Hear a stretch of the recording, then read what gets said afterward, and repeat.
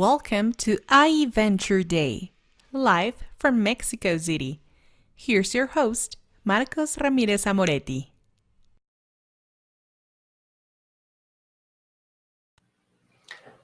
Hello everyone, welcome to the I Inspiring Women in Business Venture Day. My name is Marcos Ramirez, Director of I University Mexico, and I will be the host of this event today. It's a pleasure being part of such an amazing initiative that I University and Dalia Power have put together for all the entrepreneurship ecosystem across Latin America. The next 90 minutes will revolve all around women in business, entrepreneurship, innovation, and fundraising. I'm very much looking forward to seeing the solutions, businesses, model innovations of 6 startups that have been selected out of over 60 startups for today's pitches. You can look forward to a very high-profile selection of jury members and speakers, each with their own distinctive experience in the world of entrepreneurship. I would like also to thank our Center of Diversity at I University for being part of this event. So we are broadcasting live from Mexico City, from our scenario located here. And I would like to mention a little bit about our hybrid education model, that it's called liquid learning. As an institution, we have thinking that education is a constant in a changing world. Therefore, there should be a model that adapts to the new reality that we're living, as we are now here mixing this event from a hybrid scenario. So our model enables education to everyone, regardless where our students are, so that they can have access to the programs. So today, regardless where you are, you can have access to this event. I would like to thank all of our international participants who are watching us now and connecting from different countries across the Americas, from Argentina to Canada, going to Brazil, Colombia, Chile, Mexico, USA, just to name a few countries. Thanks also to South Summit for their support in promoting this event and also contributing to the prize, as each finalist of the Venture Day will be shortlisted for their annual conference next year. So now I would like to introduce our first speaker today, Alexandra Reuter, CEO from Dalia Power, our main collaborator in this event. So she's joining us from Caracas, Venezuela. Thank you very much, Carlos. It's a pleasure to be here today. As Marcos mentioned, I'm Alexandra Reuter. I'm the CEO of Dalia Power. Dalia Power is a lifelong education project that aims to support women reach their personal and professional goals. You're going to hear a little bit more from our founder in a couple of minutes, from Gina, who's here with us as well. I am very honored to welcome you here to the first female-focused Venture Day in Latin America. We are extremely excited to be here today, fostering the Latin American female-led entrepreneurial ecosystem. In a year marked by crisis and uncertainty, the World Economic Forum estimates that over 70% of startups have terminated full-time employee contracts, and over 40% of new ventures have fallen into the red zone, with only cash for 3 months or less in operation. Despite the suffering of many startups, COVID-19 has also led to an increase in entrepreneurial activity and a surge in creativity as people devise new solutions and ideas to respond to emerging needs. In this context, Venture Day seeks to support entrepreneurs across the region in the middle of today's uncertainty, new ways of working, and economic downturn. We have worked very hard together with the university to create this event, which aims to connect the best female-led startups with potential investors in the region. We hope that this event gives you the new tools, capabilities, and connections to keep moving forward in each one of your businesses. I want to take a final minute to thank EA University. It has been a pleasure to work with you in this event, and we look forward to growing our alliance through our programs for women empowerment. Once again, thank you and welcome to all. Thank you, Alexandra, for introducing us to Dalia Power. It has been also such a pleasure to collaborate with you on the organization of this event. Now, I would like to introduce a very special person to us, Martha Thorne, Dean of the I School of Architecture and Design. She's actually joining us today from Madrid, so we appreciate the time difference. Martha actually has an inspiring career in the education sector and in the field of architecture. She's also the executive director of the renowned Pritzker Architecture Prize. Martha will talk about learning from everything. So Martha, it's a pleasure to have you here today. It's really my pleasure to participate in this event, the IE Venture Day Empowering Women, which is the result of the collaborative effort between IE University and Dalia Empower. As one of 3 deans of the 5 schools that comprise IE University, I'm particularly pleased to represent my colleagues, my university, and of course, my school, IE School of Architecture and Design. I've titled these brief introductory remarks, Learning from Everything. And I did send an image, maybe that you'll be able to put it up. And the reason I use the words learning from everything, it's because it's a play on words. There's a book that's really a canonical book in architecture and design called Learning from Las Vegas. And Learning from Las Vegas, as you can see here, on the right is Denise Scott Brown, architect. She was the partner and wife of Robert Venturi. Robert Venturi was a Pritzker Prize winner, and when he was celebrated and received the prize, it was in Mexico City. But Denise Scott Brown is one of those many women professionals who were not fully recognized for her contributions at the time they were made. And a particularly strong and emotional discussion about women in architecture and design and inequalities crystallized in recent years around Denise Scott Brown. But that's another story for another time. Today, I want to remember that she was one of the forces behind the book Learning from Las Vegas. And research began, as you can see, back in the late 1960s in Las Vegas. And the book Learning from Las Vegas was published in 1972. Now, at that time, Las Vegas was a non-city. It was really just a strip.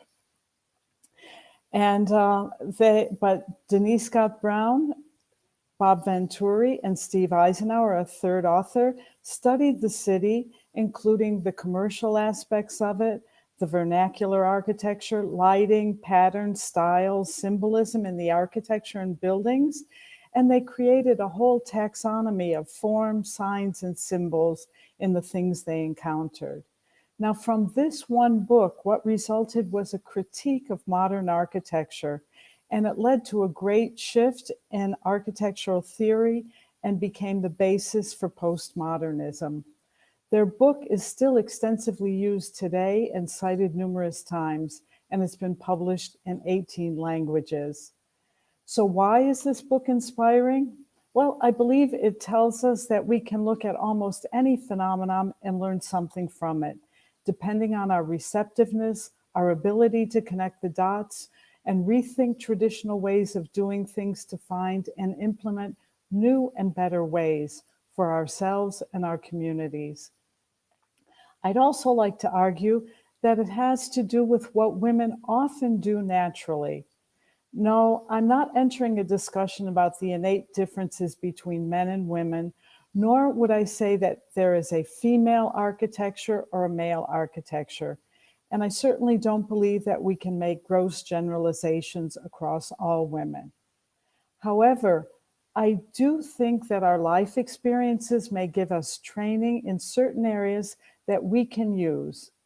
For example, we're often caretakers that require us to observe and understand clues from the people around us. We need to multitask to make compatible the many simultaneous roles we fulfill.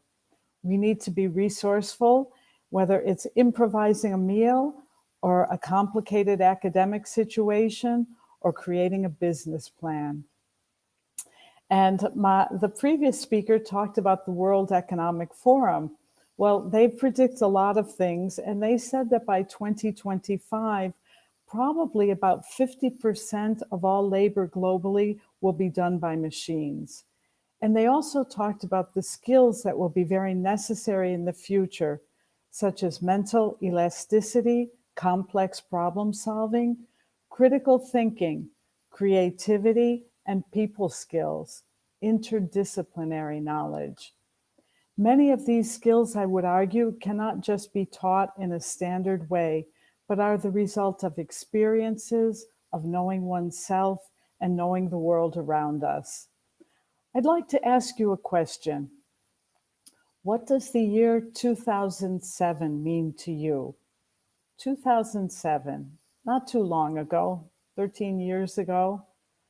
Well, those of us who love to study cities and statistics, for us, according to the United Nations, it was the first year that more than 50% of the world's population lived in urban areas.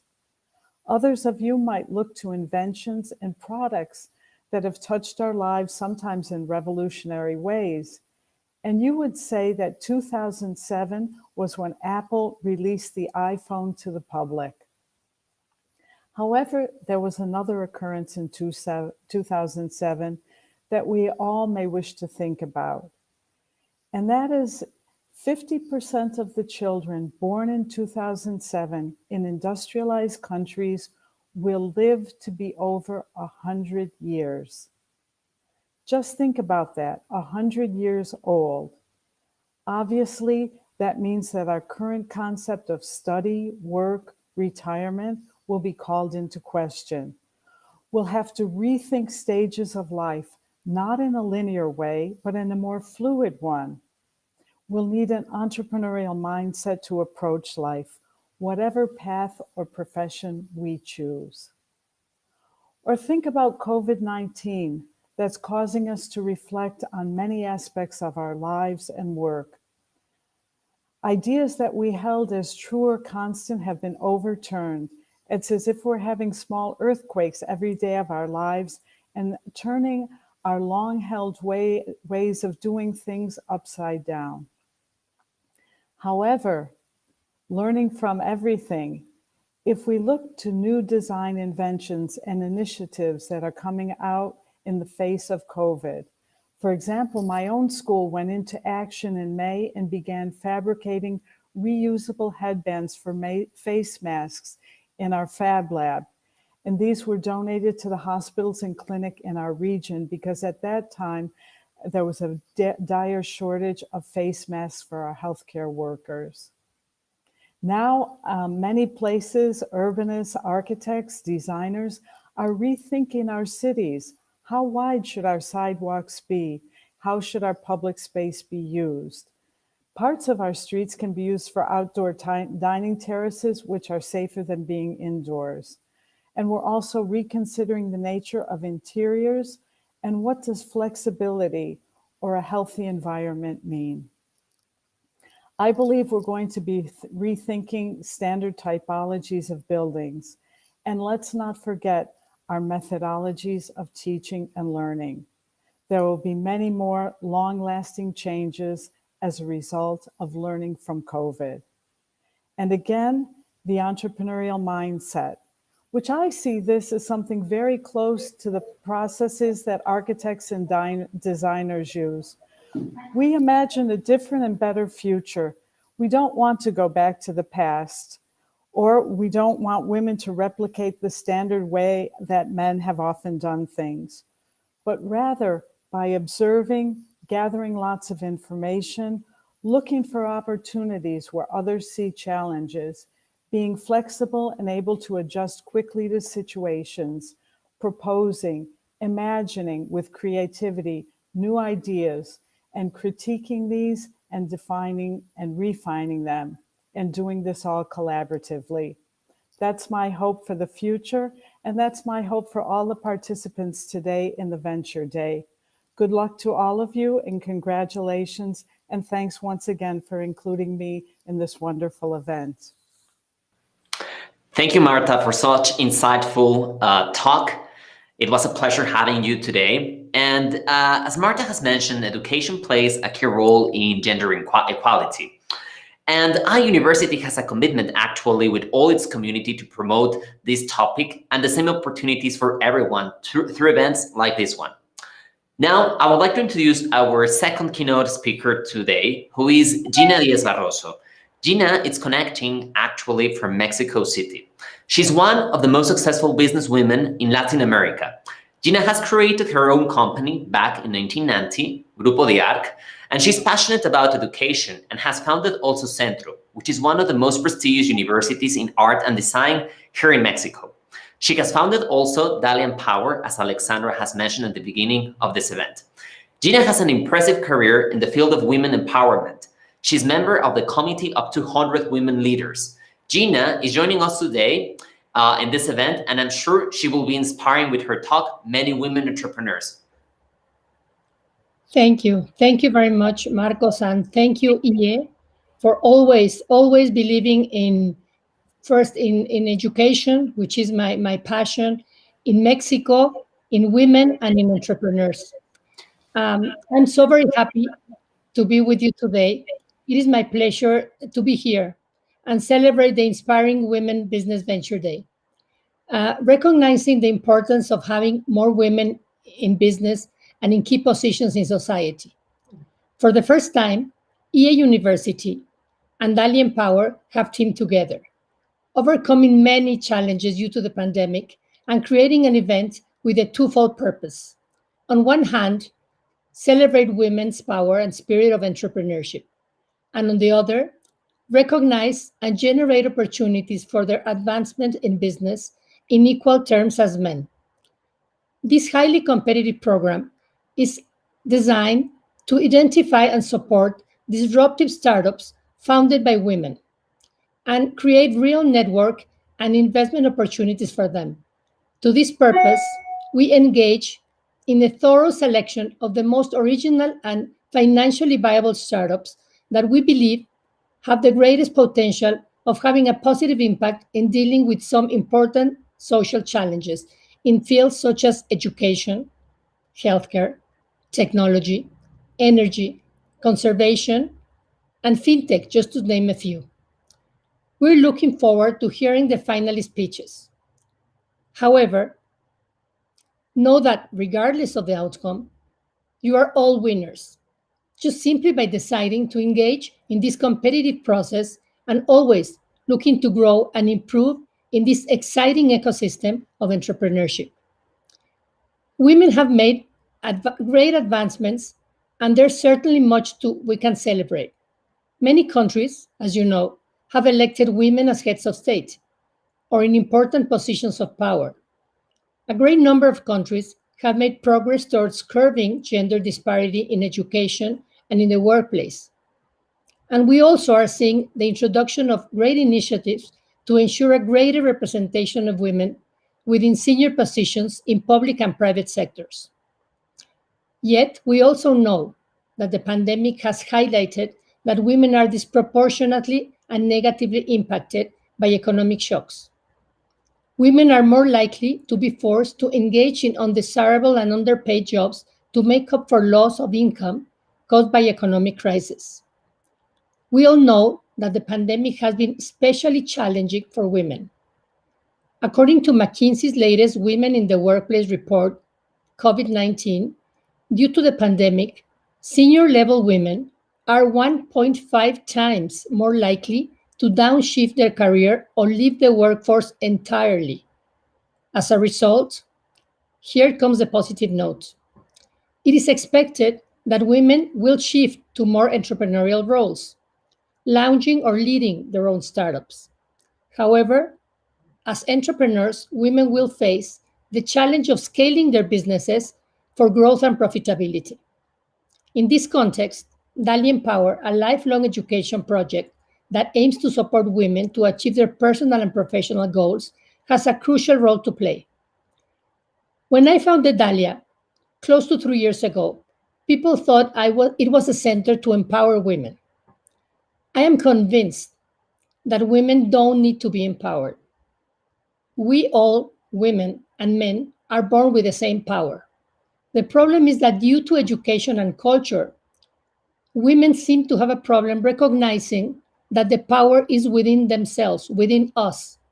Lack of confidence, sometimes insecurity, poor leadership, maybe poor negotiation skills, maybe difficulty in learning how to pitch because nobody taught us how to pitch.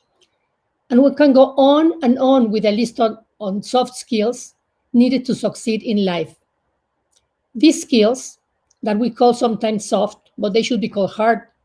Now LinkedIn just published them as essential skills needed to this new normal or this new reality. I am convinced that companies founded by women with diverse teams will become the motor to boost the economy and to make a very strong impact, not only in the women, but only in society, in cities, in countries, and in the world. We believe that the most critical stage of a company is the very, very early stage, after the startup is founded or created, and it has the proper size to be able to be funded by an angel investor or a VC. In this critical period is where most startups can die. And this is why Dalia Empower created Dalia Accelerator. The Dalia Accelerator aims to provide founders and leaders at early stage startups with the tools, capabilities, and training required to scale and grow their businesses to obtain financing for venture capital funds.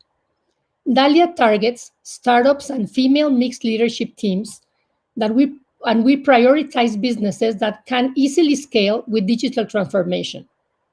During Dalia Accelerator programs, entrepreneurs define their growth strategy, create their pilot MVPs, minimum viable product, to scale their businesses in the digital era. Each entrepreneur will generate results, motivating startups to create employment and adapt efficiently to change, growing and seeking profitability. Each Dalia Accelerator generation will be comprised of 30 startups with a proven business model seeking to scale to get a venture capital funding. The 16-week program is fully online, including the closing demo day with investors. The Dalia Accelerator provides the necessary support to grow startups to the next level. Entrepreneurs will receive 1. Personal and continuous one-on-one advisory with experts in a diversity of fields, such as technology, finance, marketing, operation and legal, distribution, design, customized to all their needs. 2. Access to a wide offering of academic programs of 60+ hours. 3. Individual coaching sessions for 4 months. 4. Access to #WeAreDalia, a supporting global community, and access to our network of mentors and coaches. And 5, opportunities to meet and pitch to potential investors to obtain the necessary funding to scale. The Dalia Accelerator has been designed so it can scale easily in a global level. Moreover, we expect to impact over 2,000 people with each generation. Most importantly, our ambition is to offer this program for free to entrepreneurs by taking advantage of corporate sponsors. I envision a future where women will have an equal standing with men, where women's worth is not undervalued, where women do not have to sacrifice their career and well-being when faced with economic crisis. A future where women on boards are not an exception to the rule, but the norm, and where women entrepreneurs will have an equal access to funds and resources as men. Everywhere glass ceiling is being broken, from women in politics, to women in science and technology, to women in the business world, to women aiming to become the next unicorn founders. Initiatives such as Inspiring Women Business Venture Day are an invaluable resource to promote women advancement in business. However, we, women, should never forget that importance of helping each other. Hand in hand, we must keep on fighting together with our male allies for true gender equality. It's our turn to help each other, to make a real change for us and for generations to come. May this day be the beginning to continuous effort. Thank you very much. Thank you, IE, for a great partnership with Dalia Empower. Thank you, Yuna, for such an inspiring talk. I am sure that your words will inspire many women today. Now, we're heading to the main part of this event, as you were saying. CISEC startups are that have been selected are going to present their pitches. In this first part of the event, we are going to have 3 startups presenting their business model and solution. Each one of them will receive 2 questions from our jury members and will have 6 minutes to pitch their business model. The selection of the finalists has been done by the Entrepreneurship Center of IE University. We have a particularly high-profile jury this time, 7 profiles with great experience in the entrepreneurship field. So let me introduce quickly everyone. Ingrid Orozco, CEO from YouLive International. Carlos Fernandez de la Pradilla, founder and CFO at Polymath Ventures. Antun Ukovic, entrepreneur, investor, and wealth manager. Susana Espinosa de los Reyes, portfolio manager y fundadora de Mujeres Invirtiendo. Pilar Zambrano, coach, Mujeres Emprendedoras. Daniela Quiñones, CEO and founder of Armadillo Stores. And Jose Luis Silva, founder and managing partner at Dux Capital. So thank you for joining us today, all of our jury members. It's a pleasure to have such great profiles in this competition today. So now I would like to start presenting the first startup. So the name of this startup is Bolsa Rosa. They are joining us from Colombia, and the entrepreneur that is going to be pitching today, it's Ana Lucia Cepeda. So well, good luck. Hi, thank you. I'm gonna be sharing my screen. Just I want to make sure that everything's okay. And I'm from Mexico. I'm Ana Lucia. I'm from Mexico, the CEO and founder of Bolsa Rosa. And well, did you know? Thanks for the opportunity to be here in this event. Did you know that 6 out of 10 women leave the workforce after having their first baby, and after their second baby, 2 more of them leave? This is mainly because of the lack of real flex time working options and structures in the companies, and also that Mexico is one of the most unproductive countries in the world.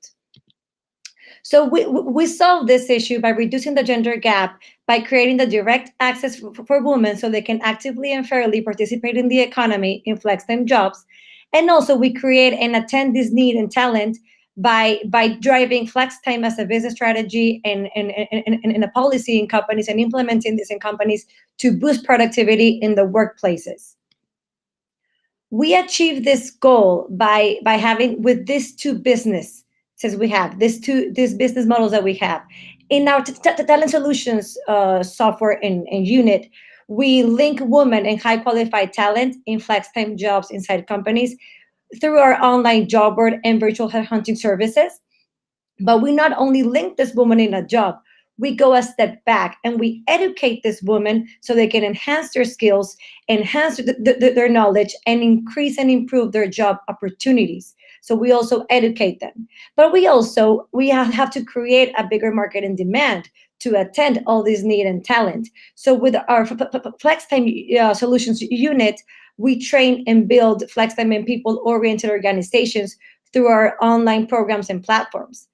Life Beyond Work is a collaborative software to help all the leaders engage employees and measure their personal and professional performance, aligning our flex time business model, boosting productivity. It creates data and results so they can make a better decision process inside the companies. And also we have Experto Flexible, which is our online certification program where we help people, they can learn and dominate all of our know-how, methodologies, and model in how to implement flex time in a company and how to make it institutionalized. Now with all the pandemic, we've been working for this over the years, and now with COVID and the pandemic, this is a need. So we want everybody to know this know-how and knowledge in the HR and business field and implement flex time in a company as a business strategy in the right way. The impact we've had over the years is that we've linked more than 6,000 women in flex time jobs, generated more than $50 million a year in new income for families. Our educational program, we started it this year. So in the past 6 months, more than 600 students have graduated from our programs. And we're looking to start a new tech program that's going to start at the end of this month to enhance their skills in technology and their job opportunities, of course. And also, we've done more than 100 projects in flex time in companies, and also impacting the lives of more than 60,000 employees and collaborators. We've become the leaders in the industry of this topic. We've even created a committee with big international companies that we lead and proceed over the past 4 years. And well, over the past year, we have graduated almost 200 students from our program, our Experto Flexible program, that they now dominate and have all the know-how of our flex time business model and have implemented this model in their own companies. And these students have come from over 80 companies. all of this all of this pandemic has boosted this flexibility in the workspace, like the people mentioned it before. So this will help us, of course, reach a higher impact and embrace more women, and also help companies embrace productivity. The market size we have in the industries that we attend, the staffing industry, the e-learning, the talent management software, it's over the billions of US dollars. So we have a high way to grow. And we plan to achieve this growth because everything we do is online. Every software that we have is created online, and it's developed internally, and it's owned by us. And everything we do and deliver is done remotely. So this gives us a big scalability, which is limitless. At the moment, we have a nationwide reach in Mexico, and we already have clients and customers in other countries in Latin America. One of our biggest assets as a company is our team. I have a great co-founder that we make an amazing team. I have a great CTO, and I have a great C-level team that we've been working together for almost the past 4 years. And thanks also to our other 18 collaborators, thanks to their commitment and loyalty, we have been able to grow each year and reach our milestones and goals. Plus, we have also 3 investment partners with us. So finally, we've generated value in the market. We've generated traction. We've proved that our business model works in the market and that it is scalable, but we still have a long way to go. We have worked with small to big size clients. We have reached national and international awards. We already have presence in more countries, but our mission is to keep improving lives, revolutionizing the workforce, and we're more than committed toward this end. And we know we can have this more impact with these programs like the Venture Day that we're now that we can have. And what we're looking for here today is to establish more partnerships, more relationships, to have more investment opportunities, like Gina said in her pitch about having more investment opportunities for this woman. It's a really disruptive company, an innovative company. We're planning to raise right now at the moment $250K to invest in technology, commercial, and expansion plans, and of course attend the South Summit next year to project our company in a worldwide platform. And everything we do is to scale the millions that we have impacted in income, to scale it to billions, and of course, keep improving lives, revolutionizing the workforce to make a real and true transformation and impact in the world. Thank you so much. I can't see the time, but thank you so much.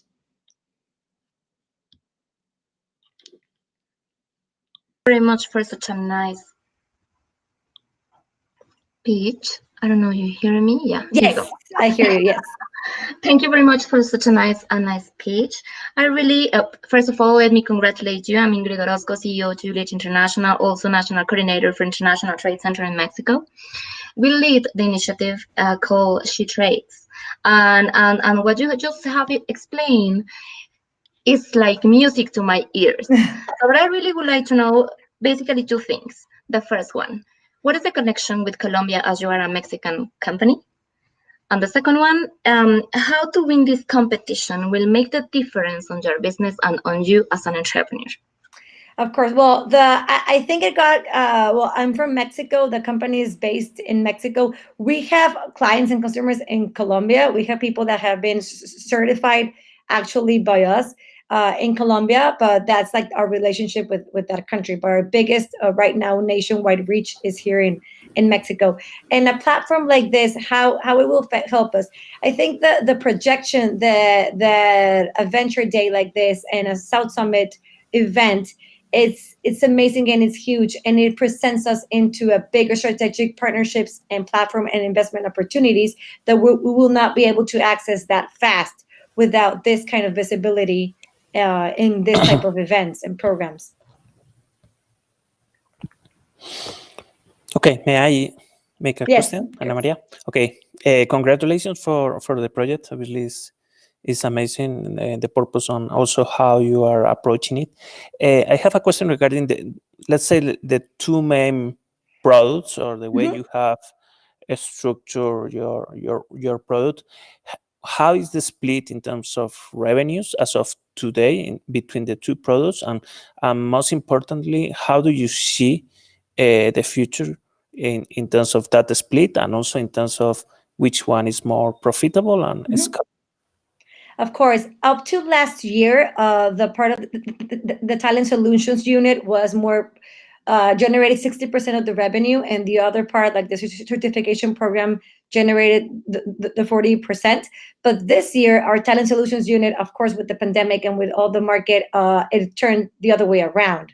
It's going to be 60% the flex time solutions unit and 40% the talent solutions unit, because of how the pandemic, turned everything around.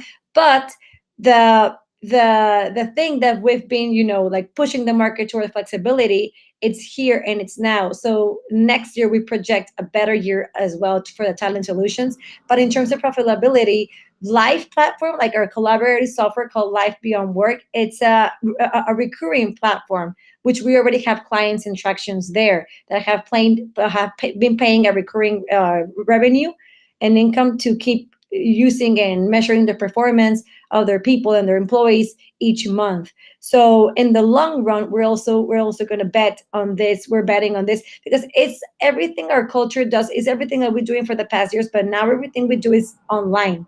Before we did it more a traditional way, but now it's scalable because we've been doing it online and we have oral know-how also online that people can obtain it in a more accessible way. So in the e-learning, of course, is really profitable because everything is pre-recorded and stuff like that. But but our vision is to also keep educating the market of women, keep linking them in jobs, and keep creating the demand of jobs inside the companies with all the conditions that companies have to make in order to be human organizations. Okay, thank you. Thank you, Ana Lucia, for your presentation. And also thanks to Ingrid and Carlos for asking a few questions to this startup. So, now I would like to present our second participant today, which is called Metaspace. They are presenting from Spain, and the person that will be pitching today is Eleanor Manley. And actually, before going to her presentation, I would like to encourage our audience to comment on the chat that we have live in YouTube so that, you can get to know each other and interact a little bit. So, Eleanor, the floor is yours. Thank you so much. I'll be presenting my screen now. So firstly, I just want to say a big thank you to IE. I'm a proud IE alumni myself, as well as Dalia for the partnership of this event. Can we all see my screen? Hope so.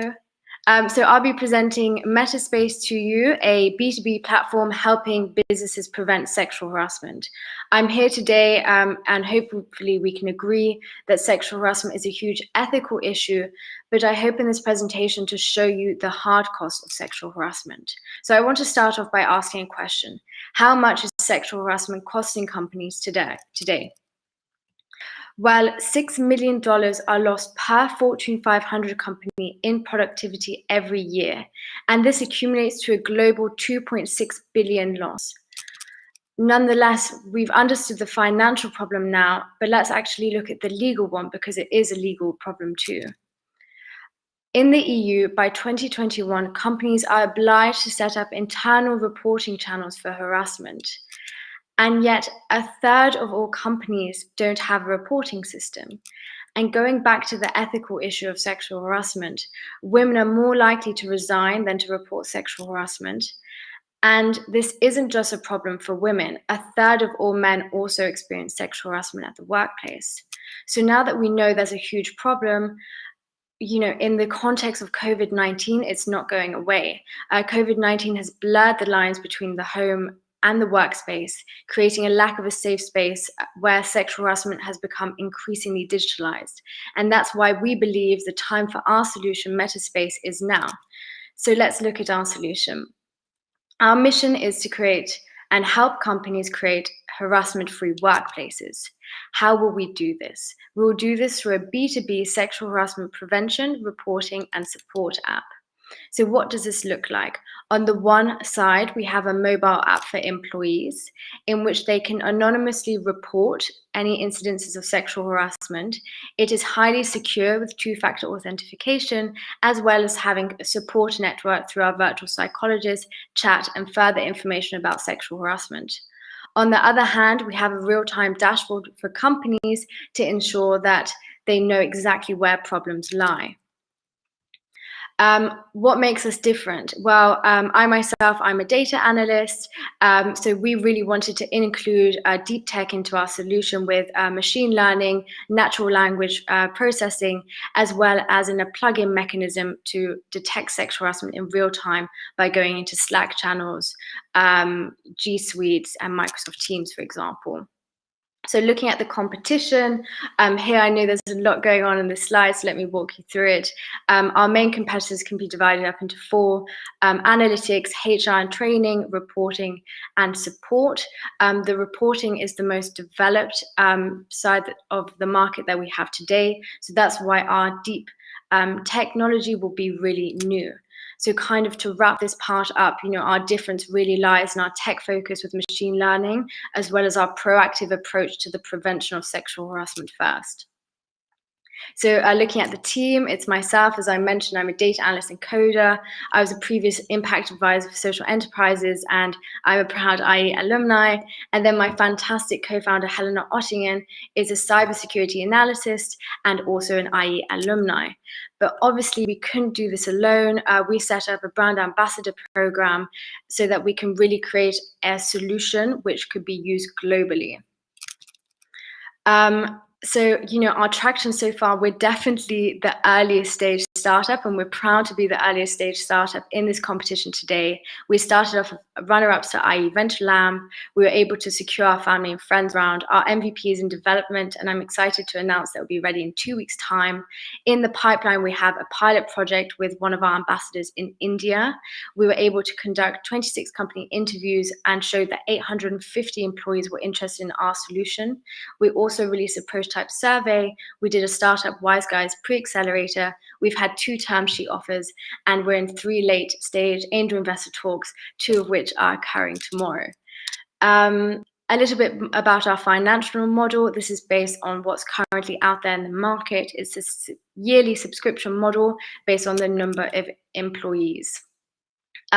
We're looking currently for a 250K investment opportunity. This is really for a 12-month runway to hone down on our tech. So we would onboard a full stack developer, develop our application, as well as plugins, as well as compliance and data security.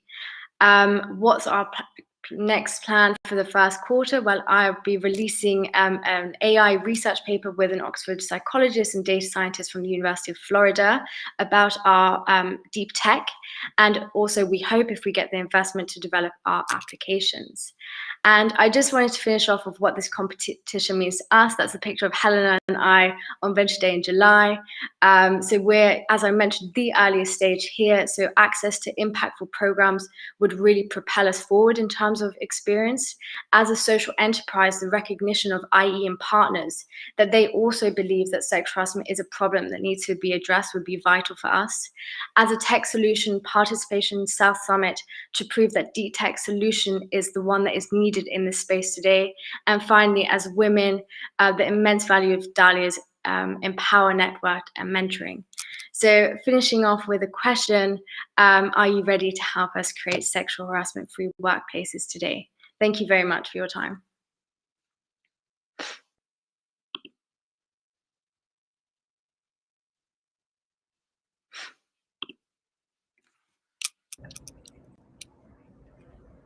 Hello? Hi, Eleanor. Congratulations on your project. Thank you. I'm actually in an ethics committee in one company, and they've been trying to develop sexual harassment operations and a system, and it's very complicated. So I see the solution like for all the small companies and everything, and I think it will be a great project, and you're gonna have a lot of scalability. Anyways, I want to ask you, what's your biggest challenge you're confronting right now in order to get into these companies? What are you seeing on the interviews? So on the one hand, I think it's a real lack of understanding of what sexual harassment exactly is. So when you ask someone, what is sexual harassment, it's a conversation that people struggle to define. So what we want to ensure is that people understand the scope and the hard costs that sexual harassment is currently costing. So within our company interviews, actually it hasn't been very challenging because I think everyone realizes that sexual harassment is a huge problem. So what we try to show them is that with our reporting system, it's completely anonymous and very easy for individuals to use. And then on the company side, obviously, they'll have access to the dashboard and insights from our deep technology. So I think, because we're entering such a highly scalable market, we haven't found the market very challenging because we can really feel the need for it. And this momentum building from, not only the financial side, but the legal side and the ethical side, as companies want to appear, to be pushing the well-being of their employees post-COVID-19. Yeah. I have another question. How are you planning to scale up? I saw you have a lot of ambassadors around the world. Yeah.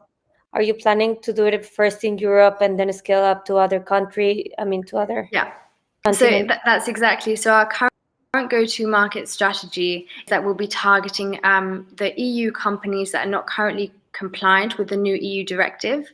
And then from that point forward, unfortunately, I'm sat here today, telling you that sexual harassment has no boundaries, it has no borders. So that's why our solution is so scalable, because it's so needed in every single country of the world. So after we've moved away from the EU, we're hoping to use our ambassadors to then target different networks. So as I mentioned, we have a pilot project in India, which is going to give us fantastic insights. And we also have a big hub in South America. Okay, thank you. Because it's so needed in every single country of the world. So I'm hearing a bit of feedback, I think. Away from the EU, we're hoping to use our ambassadors to then target different networks. So as I mentioned, we have a pilot project in India, which is going to give us fantastic insights. And we also have a big hub in South America. I think Anthony, it's a little back. I don't know if he wants to ask any questions. I will mute myself now.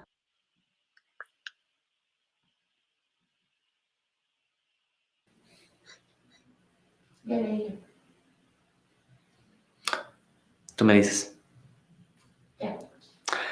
Well, I think that we don't have any more questions. So thank you, Pilar, for your questions. Thank you very much. And thank you also, Eleanor, for pitching your business. And now we have our third participant for this block and the last one. The name of the next startup is Lifante, and they are presenting from Peru. So Diana Davalos is the entrepreneur that is going to join us to present her startup. Good luck, Diana. Hi, I'll share my screen. Just give me 1 minute.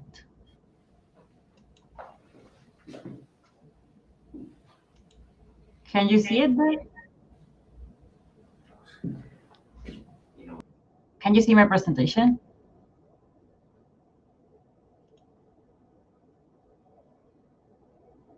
Okay, so I'll start.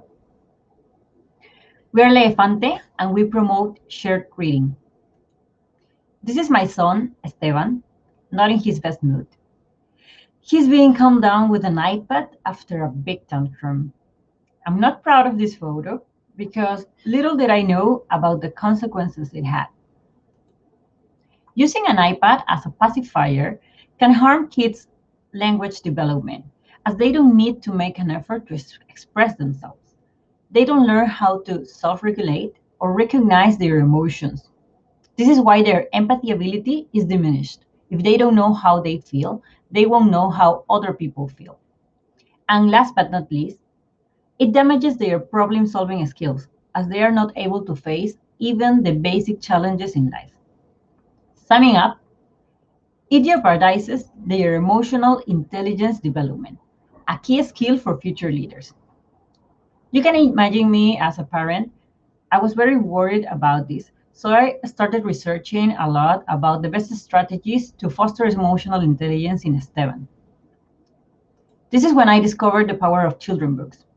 They have been used generation after generation to help kids learn values, understand difficult situations, and navigate their emotions through their own simple language. But it is shared reading, or reading with your kids, what fosters emotional intelligence. Parents are aware of this. That's why we follow trends such as respectful parenting, positive discipline, Montessori methodologies, among others. But we lack of time due to work responsibilities, so we need ready-to-use, tailor-made solutions. So, Elefante is a children book subscription box. Every box contains 3 books curated by early childhood professionals anchored in 2 technologies, because we don't hate technology. We are a subscription-based e-commerce to tackle convenience and offer personalized content through AI. We are a business with a pedagogical approach and social impact as a goal. There are 95 million millennials in Latin America, from which 15% are already parents. Digital savvy millennial parents. This new generation is shaping the toys category online sales, and it is growing at a rate of 25% annually. And according to Mercado Libre, it has been one of the fastest growing categories during the quarantine. It reached $2.5 billion volume sales in 2019. This is our value proposition. For busy parents with kids from 0 to 8 years old, Elefante is a new subscription box that delivers the best children books curated by early childhood professionals that guarantee family bonding. Unlike conventional libraries, we give parents pedagogical support and deliver a shared reading experience. This is a snapshot of our competitors, regional and local. None of them are focused on the customer experience or have a pedagogical approach. As I mentioned, our business model is subscription-based. Most of our customers stay with us on average 6 months, and we have a customer acquisition cost close to $5 because we have focused on the following strategies. Influencer and content marketing through social media. We have selected micro-influencers that are aligned with our values, creativity and responsibility, resulting in a very high return on investment. And through content marketing, we keep engaged our community of parents and position our brand as an education expert. This has attracted big corporations such as Scotiabank and El Comercio, which is Peru's most important newspaper, with whom we have alliances to promote us among their customers and employees in exchange of special discounts. We just turned 1 year old, and during this period, we have learned a lot. We pivoted from prepaid plans to monthly plans and launched a new product, an activity box focused on developing sensory motor skills in early childhood. We want to keep growing, and our goal is to multiply our revenue by 10 in 2021 by targeting new markets, new products, and working on cost and processes improvements. This is our financial projection for the next 5 years. We plan to reach break-even on year 3 and a $5 million volume sales by 2025, with operations in Colombia and Chile. Within this year, we have reached more than 500 families, and this translates into more than 30,000 hours of shared reading. And next week, we will start our operations in Colombia. None of this would be possible without our team. Yadira, a key member of Elefante, our early childhood professional in charge of the product development and quality. Lucio, COO of Elefante, BBA, with experience implementing e-commerce in Peru and Chile. Johan, our CTO, Master of Business Intelligence and Data Science, with experience within the retail sector in Peru. And me, Diana, MBA from IE, project management professional, and of course, a mother of 2 kids. The most important period of life is the period from the birth to the age of 6, because this is a time when the brain and the intelligence of a man is developing. We are Elefante, and we promote shared reading. Thank you.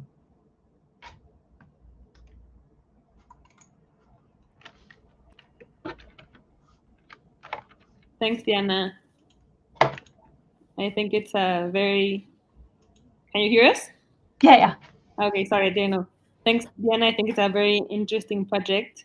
Here you have a millennial dad. That's Jose Luis that will have better questions than I do. But But I would like to know a bit more of like your roadmap regarding new products and mainly larger markets. I see you're planning to expand to Colombia, then Chile. But what about Mexico, the US, Europe? I really see there's a lot of potential. And mainly, I guess that your customer lifetime value, it's only 6 months because you don't have more products now. Once you have more products, would you think that's going to change? Yeah, I mean, we only have 12 months in the market. So we pivoted like 6 months ago. So this is the time where we had the most retention. And we have customers that have been the whole year with us. So that says a lot about the product. We on the product roadmap, we do have very aligned products in develop. We're planning to launch an English box because that's something parents are asking for. Our activity box, which is focused on sensory motor skills, and Montessori boxes that has, for example, the basic products you need to follow this methodology with your kids. Okay.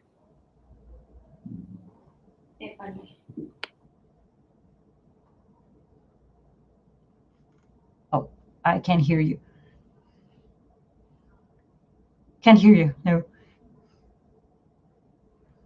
Crow, there you go. Can you hear me now? Yeah. Perfect. Thank you very much for your pitch. And I'm correcting Susana. She makes the good questions, not me.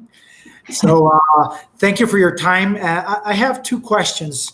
First of all, I would like to know your story about your financing rounds and how you're gonna project that to the future, because I believe it's a capital intensive product as it is a hardware or a physical product. So how are you gonna cope with that in the following years? That's the first one.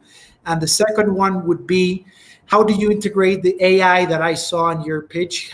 Can you tell me more about that integration into your products? Okay, so about the AI, it is integrated considering, for example, the preferences and the age and also the values, for example, each parent wants to develop. So they answer like a questionnaire of what they want, and we align it with the offer there is in the market. Okay, I'm sorry, what was the first question? The first one was how's your journey, your financing journey in terms of capital raising? So for the past and for the future. Okay, so for this first year, we have been bootstrapping. So everything we earn, we reinvest, and we are getting ready to open our first round because we do need capital to make this a massive product. Great. Thank you very much. Thank you. Thank you all.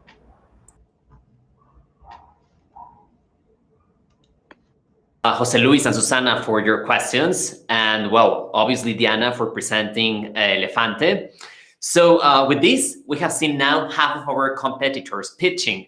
What do you think for the audience that is watching us live right now via YouTube Live? Who is your favorite pitch or startup so far? So we would like to hear your comments on the chat. I encourage you also to participate on the next session that is going to be a very interesting one. So we're going to have a break from the startups that we have been watching right now. And then we will have a second block of startups. So right now, I would like to invite to join us Berta Gonzalez, co-founder and CEO of Tequila Casa Dragones. Berta is the first female maestra tequilera and has an impressive career in the tequila industry.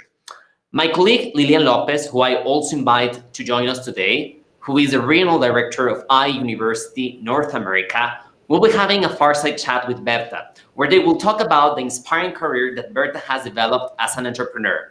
Her story, it's a very inspiring one, and I'm sure that she will inspire many women entrepreneurs today. Both of them are joining from New York City.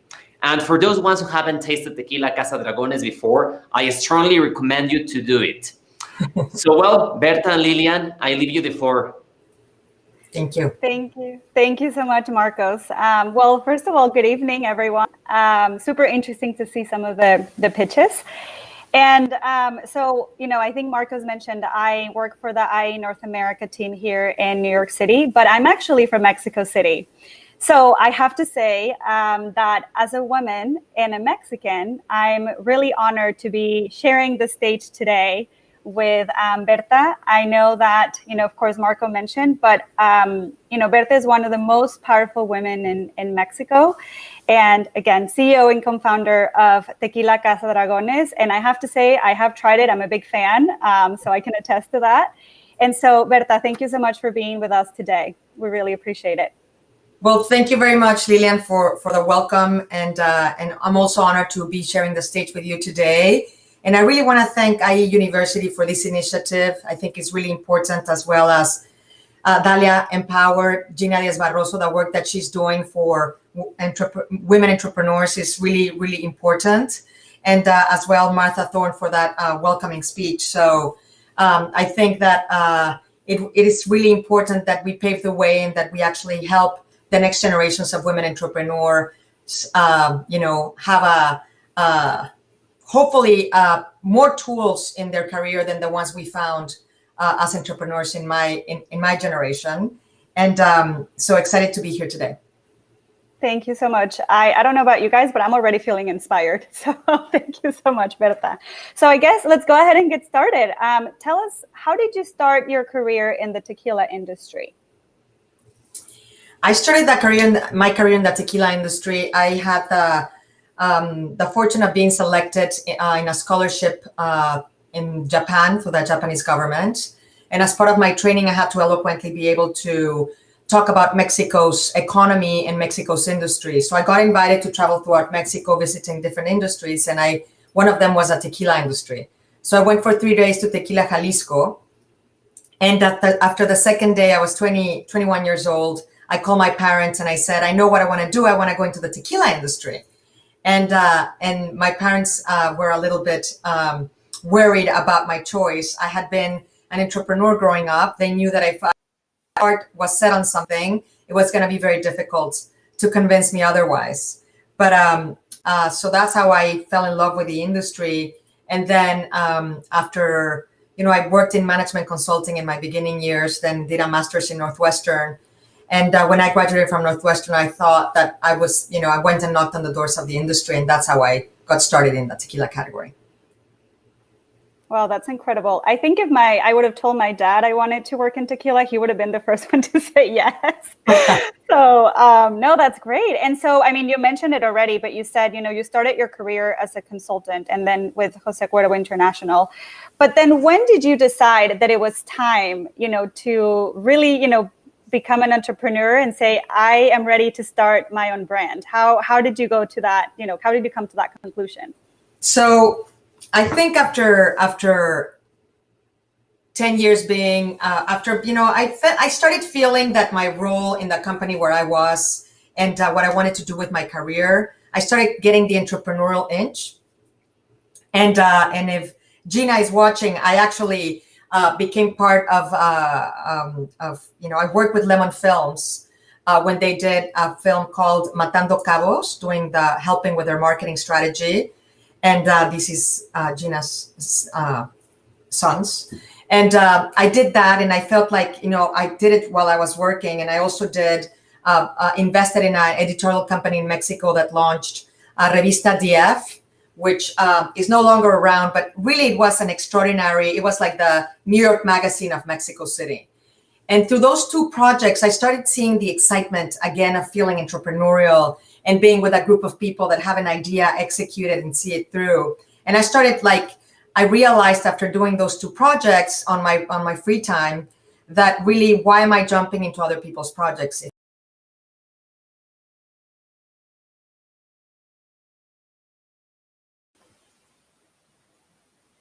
I think I may have lost the sound. I don't know if it's happening. I don't hear you. Oh, okay. They're saying that they hear us, but I'm not hearing Berta. I think it's you, Berta. Yes. It's what happens with technology. It's also almost Friday, so.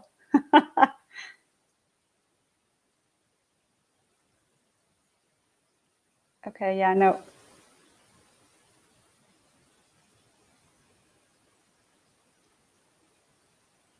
Yes, we're working on it. Let's see. No.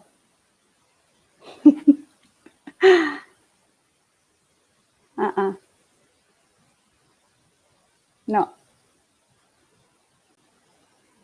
Let's try this again.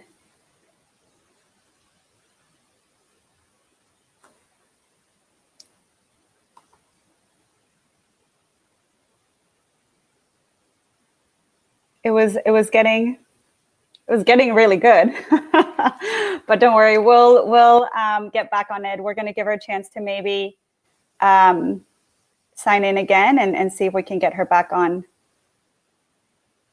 with the sound.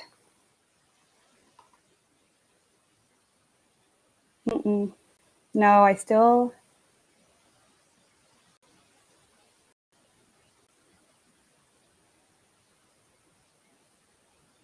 Okay, so I think in the meantime, I think we started asking if somebody has already tried it. I haven't tried the new one, I have to say. I was reading it a little bit and then I saw that they had just launched a new one, so I'm ready to try that. Back. Can you hear me? Yes. Great. We're back. This is just like being an entrepreneur, you know? Exactly. You just got to improvise, and computers get tired too. It's almost Friday, so yes, you never know. But anyways, so I guess let's pick up. I think we were talking about when you decided to become an entrepreneur and how you were ready to work on your own projects and not so much on other people's projects. Yeah. So I started really like feeling the entrepreneurial itch, and really I truly have a passion for tequila, and I really have devoted my career to it. So I wanted to become an entrepreneur and have the opportunity of doing my own product. So I met the founder of MTV in a party in Williamsburg in Brooklyn, and suddenly I'm in this party speaking to the founder of MTV, and he asked me what my background is. So I gave me my background, and he's like, really? Well, I've always wanted to start a tequila company. And I said, really? Well, I've always wanted to become an entrepreneur.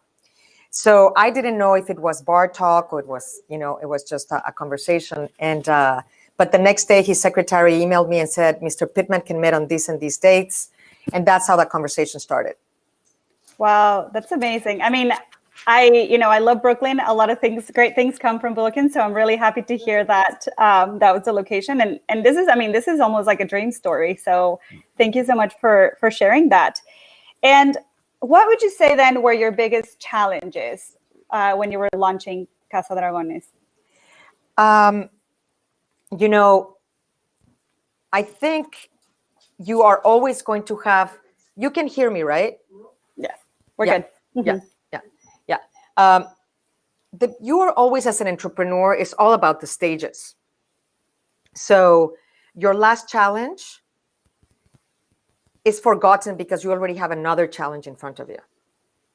So it's really your ability to be on this constant, it's not about the challenge, it's about the opportunity that you have to solve for, the opportunity that you have to go for. So I think that, and that you have to have the stamina, the perseverance, and the passion to be able to be constantly in that mode. And I can tell you, it's been 12 years. And the challenges, we're dealing all as entrepreneurs, and all the great entrepreneurs that presented today, we're all dealing with COVID. I heard the word pivot many times throughout the presentation today. And you're always, as an entrepreneur, you're actually changing and changing. There is a definition of entrepreneurship that I really love and always refer to from Harvard Business School. There's a professor called Howard Stevenson that you can Google and you can actually read a little bit more about it. But his definition of entrepreneurship is a pursuit of opportunity beyond resources controlled. So you are really pursuing that, you're pursuing that opportunity, but you don't have all the resources to go for it. So it really sums up what I do on a daily basis. but you really need to be inventive, you need to be creative, you need to be opportunistic, you need to be persuasive, because you won't have all the cards that you need to actually, build your venture. You always have to be solving for it. And I think that this muscle that you build upon is what you need to constantly be solving for the new challenges or the new opportunities that you have in front.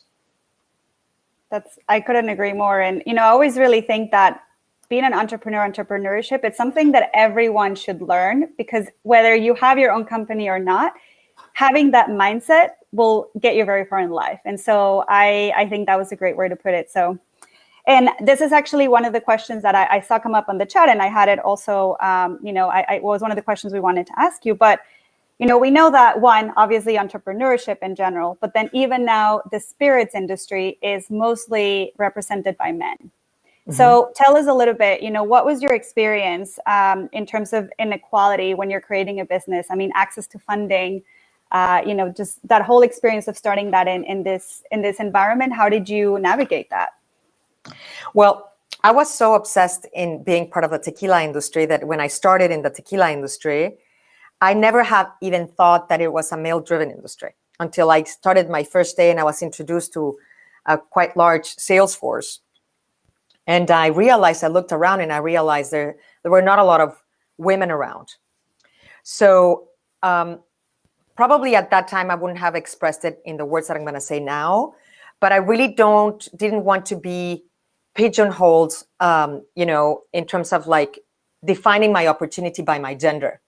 I really want to define my opportunity by my professionalism and by the dedication and by a strong point of view, rather than defining the opportunity by gender.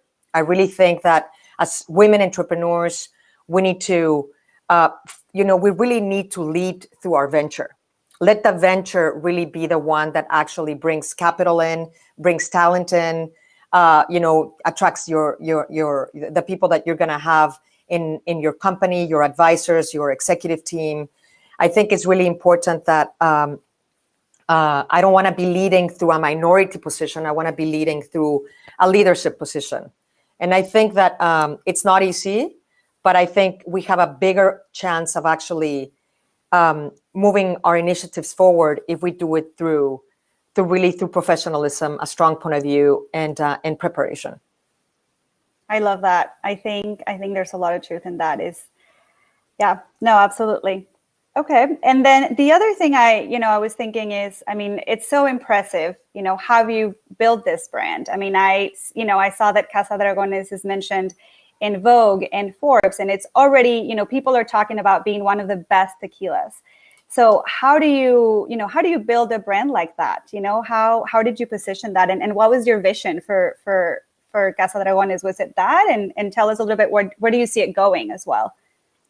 So our vision and our mission is to be part of the tequila producers that are pushing the conversation of tequila production into the future by using modern and sustainable processes, and also delivering extraordinary quality that proves that tequila has 250 years of best practices. Mexico has the craftsmanship and the professionalism to be able to compete with other very well-established categories like cognacs and single malts and whiskeys and so on. There's no reason why Mexico shouldn't have a fair share of that part of the top shelf. So we set on a quest to truly, deliver the best possible product we could bring to the table. And at the very least, we thought that we had a bigger chance of establishing our name through quality, craftsmanship, and truly expanding the tequila repertoire, rather than trying, that was always our strategy. So we started with producing only one product, and we only delivered one product for the first 5 years. And in order to prove that top shelf, we started with a product at $275 in 2009, which was one of the most, the biggest recession before COVID, of course, that North America had experienced. So when we went out to the street to sell our product, they looked at me and said, "Oh, this is great. You speak very good English, particularly in the US." And said, "But aren't you reading the paper? I mean, this is not a time for $275 products." But really, quality and craftsmanship, there's really not there's consumers out there that that really, you know, gave us a chance, as well as retail and restaurants and hotels and so on. And I think through that dedication and that commitment to craftsmanship, we were able to really generate a name for ourselves. And we stayed the course, you know, we really stayed the course and believed in our craft. But, you know, as I said, each one of the stages, there's a lot of challenges that's as an entrepreneur, you're going to have to field and solve for. Wow, that's amazing. No, and I think you have a really good point. It's great to see these brands make that, you know, have this type of brand and image and being able to see it as, like you said, craftsmanship. I think, you know, in general, tequila was known as kind of like the party, you know, it was like the party drink. And so to be able to see, you know, and be recognized and something that is, we know, you know, of course, as Mexicans, and I think also in general as Latinos, that it's so much more than that. It's so great, you know, what you have been achieving with that. So extremely impressed. So we wanted to make sure that we were, you know, part of this effervescent, like entrepreneurial generation in Mexico that's always, you know, that you see it in the culinary world, you see it in architecture, you see it in design, you see it in so many different areas of business. And we wanted to be part of that generation of entrepreneurs that's really, you know, presenting Mexico the way we see it in our hearts, the way we experience in growing up in Mexico, the way we experience it every day. We want to make sure that we're presenting that Mexico that is, you know, highly regarded in the arts. And we wanted to bring that from a tequila perspective and from a craftsmanship perspective. We want to be known as entrepreneurs. The name Casa Dragones comes from this cavalry from San Miguel de Allende that masterminded the movement of Mexican independence. So we want to be known as rebellious and independent producers that are really, you know, helping shape being participants as other colleagues in the industry that we're helping to move the agenda of tequila into the future, to leave it in a place where other generations can come in and continue to take it further. Mm-hmm. No, absolutely. And I'm happy because you answered one of my questions. I was wondering, you know, where does Casa Dragones come from? And then I was actually, you know, reading about it and I love the story and I agree. I think it has so much meaning. And I think that, of course, it gives the brand personality. So I love that. And so I know we talked a little bit about this before and had mentioned it, but obviously, I mean, you know, one of our biggest challenges right now is, you know, COVID-19. How have you, and we know also some of, you know, the most affected, you know, businesses have been, especially the ones in consumption, obviously bars and going to restaurants. And although I did also have read that the alcohol sales went up because I think some people decided that, you know, they would buy, you know, more drinks at home as well. So, you know, what has been your experience with COVID and what advice would you give to, you know, entrepreneurs that something like this can really, you know, take a toll and how do you keep going? How do you adapt to something that none of us saw coming? I think that I go back to this constant recalibration as an entrepreneur with what you're dealing with on a regular basis. I think COVID, this pandemic has really has hit every aspect of our business and also has hit, you know, the part of like the channel that gives meaning to our business, restaurant, bars, hotels, nightlife. That is like the what brings the business to life, you know, and that's a portion that as an entrepreneur I'm continue to be very worried about it. We have no solution for that anytime soon, just because of the nature of the business. So we are trying to stay as connected as possible to our partners and figure out solutions and being part of like trying to create programs where we can actually within our own means to make sure that we're staying connected. But I think that, you know, we did like what a lot of other people did. We went back and redefined like what is necessary for us to continue to move forward, make sure that we are, as entrepreneurs, very important to protect your cash position and make sure that you are really investing and moving the initiatives forward to make sure that we can come out of this, hopefully, in a position that where hopefully can be a stronger position than when we came into it, at least aspire to. But it's been I think the pivot that we did and the realignment of our resources has been critical. Obviously the pivot to marketplaces and to digital, it's something that we embraced immediately. We also tapped into the power of community more than ever, figuring out solutions together with the people in the industry and staying together. I think that's another thing that's proven to be really critical for our business.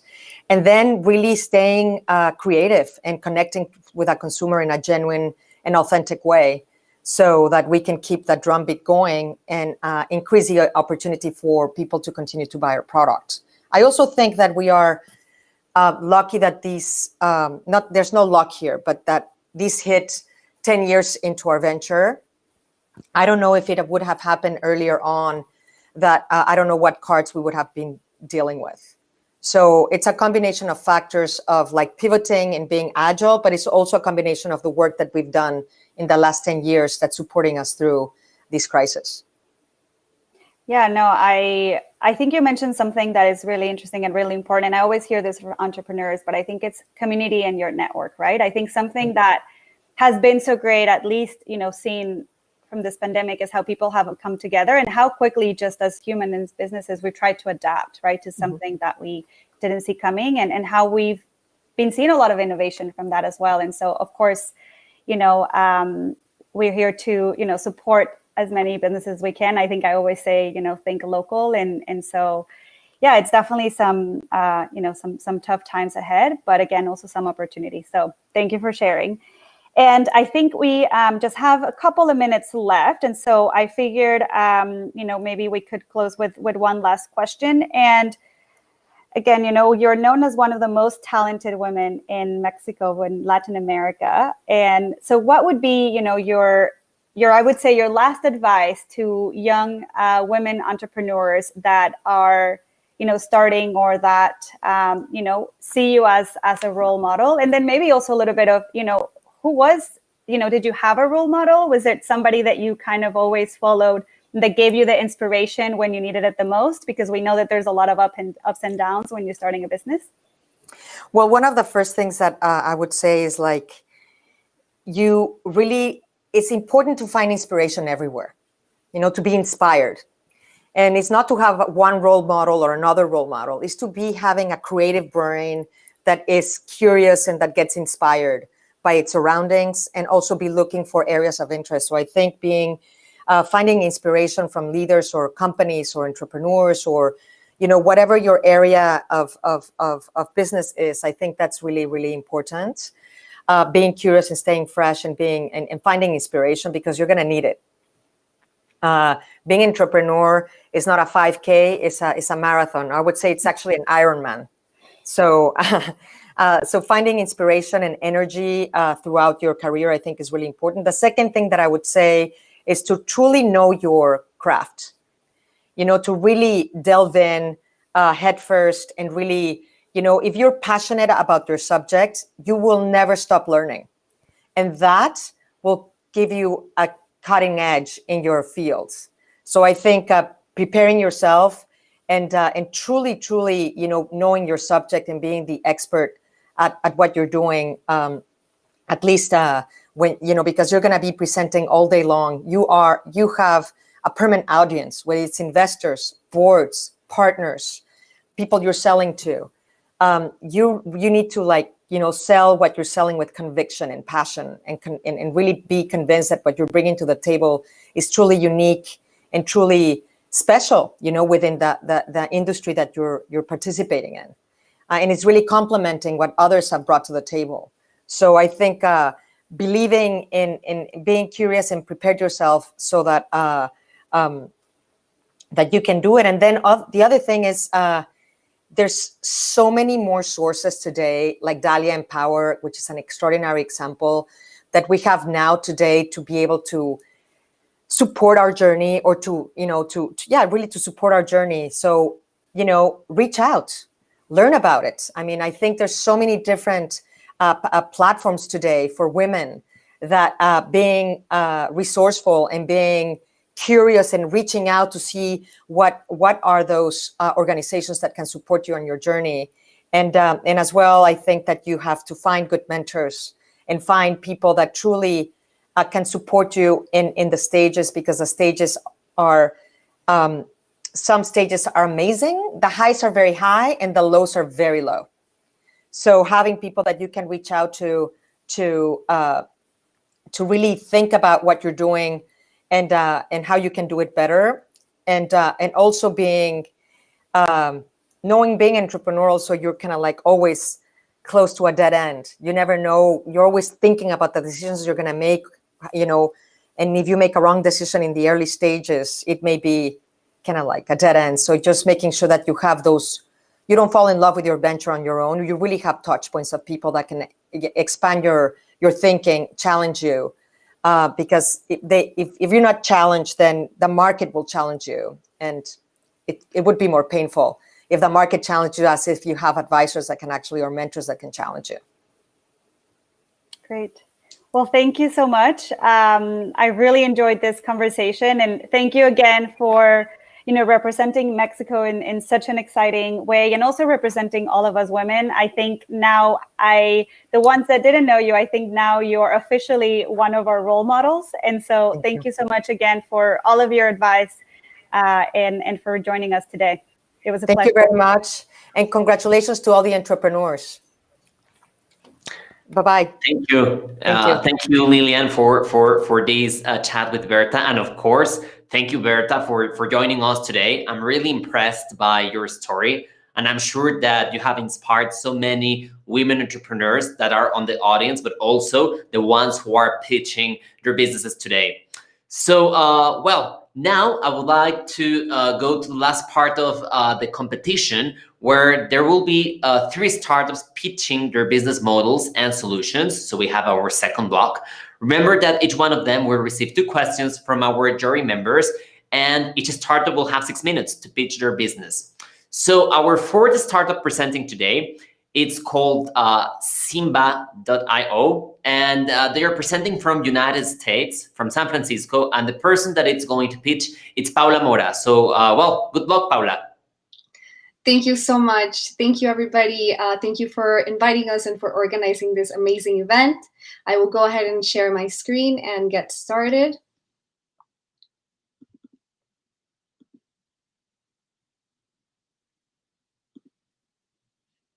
Excellent. Good afternoon, everyone. I'm Paula Mora, founding member of Simba. I'm a Colombian immigrant who moved to the US at the age of 9. And as a first-generation college student at Florida International University, I had big career aspirations. I completed 5 unpaid internships in order to make these aspirations a reality. However, being an unpaid intern is expensive. I had to take on extra part-time jobs like waiting tables and tutoring. And thanks to this and the support of my parents, I was actually able to afford cost of living and transportation. This experience is not just mine. There are millions of students who simply cannot afford to move to an expensive city and take an unpaid internship. For example, an unpaid internship in New York City can cost students around $10,000. And now, due to COVID, over 47% of employers have even canceled their programs altogether. Today, closing the opportunity gap is at the touch of our keyboard. Cue remote internships. Through remote internships, companies are able to tap into a diverse pool of students like never before. From Lima, Peru, Melbourne, Australia, Eugene, Oregon, Mumbai, India. And that's when we realized the power of remote work to create access like never before and level the playing field. That's why our team founded Simba in 2017 to open up the workforce and create opportunities. Simba is a brainchild of a social action project with late Congressman John Lewis. We are an all-female founded tech startup and the leading remote internship platform. We connect companies with stellar talent and manage the entire remote internship experience on our platform. Since launching Simba, we have designed over 5,000 internships. We've worked with big names like Chewy and Robinhood. Forbes recently named Simba as the leader behind the remote work revolution. In the last quarter, we have closed over $100,000 in revenue and have grown our sales pipeline to over $2.7 million. We're working with over 500 universities globally to strengthen our talent pool. And here's how the platform works. On one hand, students can sign up to Simba and match with remote internship opportunities. And for companies, on the other hand, Simba's platform makes it easy to manage the entire remote internship experience. This is our special sauce. On Simba, companies can onboard and welcome their interns, assign their projects, track their performance and feedback. And some of our users' favorite features include the Engage tab with video content and discussion boards, as well as the community page that brings everyone together in a meaningful remote community experience. Our customers love Simba. Chewy has been able to scale their program by over 600%, creating more remote internship opportunities. We're also trying to change the narrative and ensuring that remote internships are not only accessible to the traditional intern, but also to high school students, moms, veterans, persons with disabilities, and more. We make money in two ways. We charge companies a sourcing fee to match with our vetted candidates. And we also charge companies an annual licensing fee to use our internship management solution to streamline the entire internship experience. Our annual contract value averages at around $17,000. And key to our mission is that we never, ever charge students. Based on our research, companies spend around $50,000 on average on each intern, including recruitment and salary. The current market opportunity is around $150 billion. And this is only accounting for the US market, where there's approximately 3 million interns. Our current customer acquisition strategies include SEO and account-based marketing efforts, where we have positioned ourselves as thought leaders in this space, as well as channel partnerships based on referrals with leading organizations and organic customer referrals. We're also proud to partner with universities like IE and leaders in the university recruitment space like Atrium, URX, and Inroads, as well as nonprofits like America's Promise Alliance to bridge the opportunity divide. These have all been an incredible part of our growth. Our team is passionate about this space. Together, we have done around 20 internships and built a team of 12, including our very own remote interns. We're backed by leaders in the space of talent acquisition, including URX, Techstars, and SAP. As we expand beyond the US into Latin America, we are excited to tap into IE Ventures Day's amazing network. We're growing our team, and we're excited to develop our platform in languages like Spanish and Portuguese to aid our international expansion. We're also excited to tap into partnership opportunities with leading organizations in the region, as well as exploring pilot opportunities with organizations that are looking to strengthen their remote internship programs, as well as growing our community of diverse talent. If you're looking for a remote paid internship, sign up at simba.io. The future of work is here, and it demands commitment to diversity and inclusion. Join us in creating symbiotic relationships and opening up the workforce. Thank you.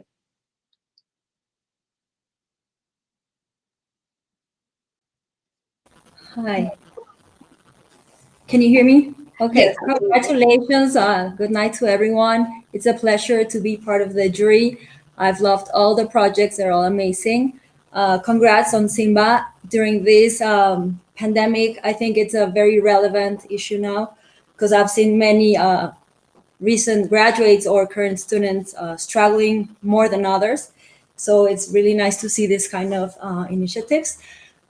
So my question is, during such a technological era, how would you describe your competitive advantage when it comes down to competing with potential alliances that can arise between LinkedIn and all the big corporations or small companies who can use already existing technological platforms that can somehow connect interns with companies? Definitely. Thank you so much for that question. We actually do have, we believe that we have a very special advantage when it comes to competition. We're not only focusing on creating those connections and building those talent pipelines, we actually developed a very unique platform, which is our software program that streamlines and supports the entire internship experience. So when we started thinking about this program back in 2017, at first we believed that, the main pain point is finding remote talent, going out there and being able to provide these opportunities. But actually, after talking with around 250 HR teams, we realized that the pain point comes with managing this talent. So when we are transitioning now into a remote work setting, we're seeing that a lot of companies are either, rescinding their internship programs or canceling them altogether. When in reality, there isn't a tool out there like ours that helps not only find the talent, but actually streamline the whole program from start to finish. As I mentioned, we have tools like project management, feedback, communication, and community. And really what sets us apart is that we are focusing within the internship space and growing into fellowships, as well as boot camps, and pretty much any remote community building experience that is very important for companies as they build their talent pipelines. Thank you. Thank you very much. I have a question regarding the users, and how do you see how do you see those users, since you are approaching a specific or a specific time of their working life? How have you think about a potential extension or the relationship with that client, with that user, and the information that you are getting, how can be used into a different kind of working relationship? Yes, definitely. So right now we're focusing on partnering with medium to small businesses, around Fortune 1000 companies that really do have this urge to, support their internship programs, that really do believe in the power of these programs to create these talent pipelines.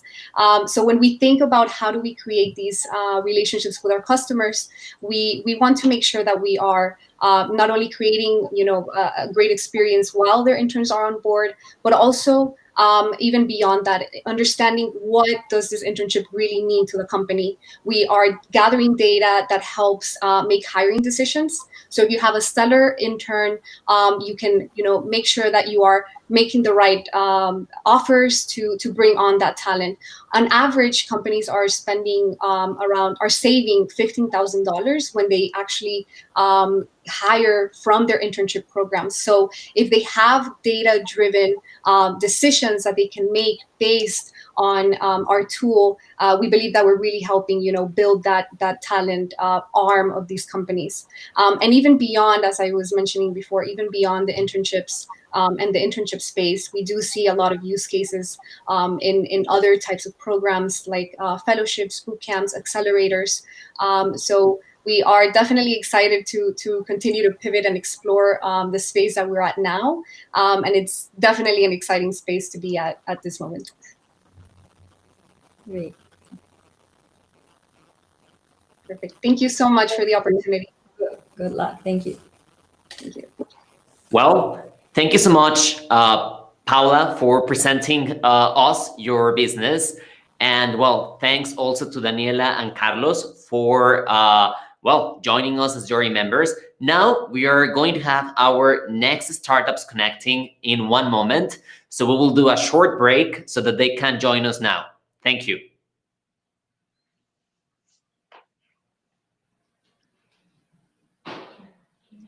Hi, everyone. I'm going to start sharing my screen. Thank you, everyone, for this great opportunity.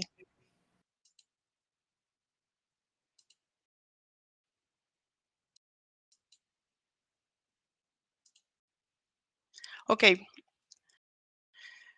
We are Bluecastor, a talent that facilitates your life. Basically, we are a marketplace to help small businesses and women in Latin America and Florida.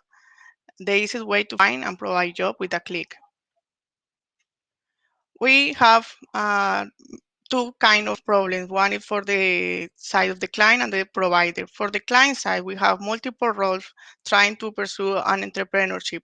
We have a lack of knowledge or lack of time, giving us low operational efficiency and high risk. Also, we have a lot of people with unemployment situation due to COVID and high cost of living. Maybe we want to have two jobs to have a decent cost of living in Florida and Latin America.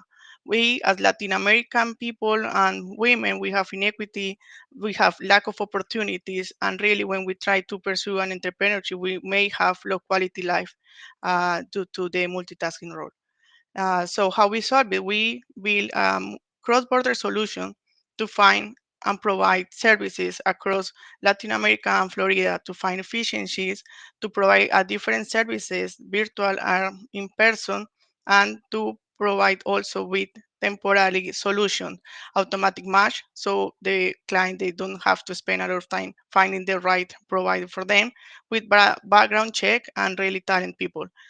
For the providers, how we provide flexible jobs opportunity with different skills and availability, the cross-border solution, so they can find clients in all America and extend all to any other regions.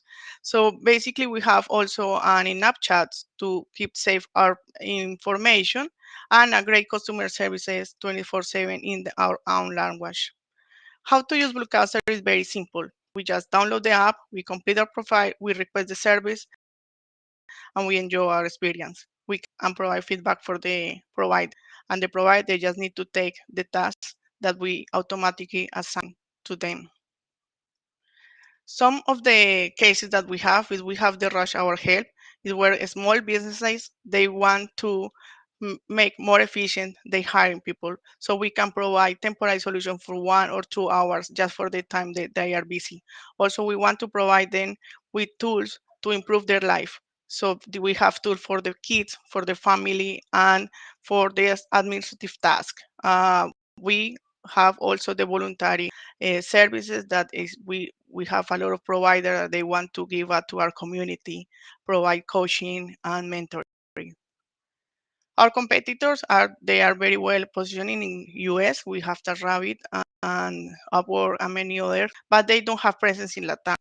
And they have a lot of complaints due to customer services, and they don't care about the provider, and they don't have customer service in Spanish.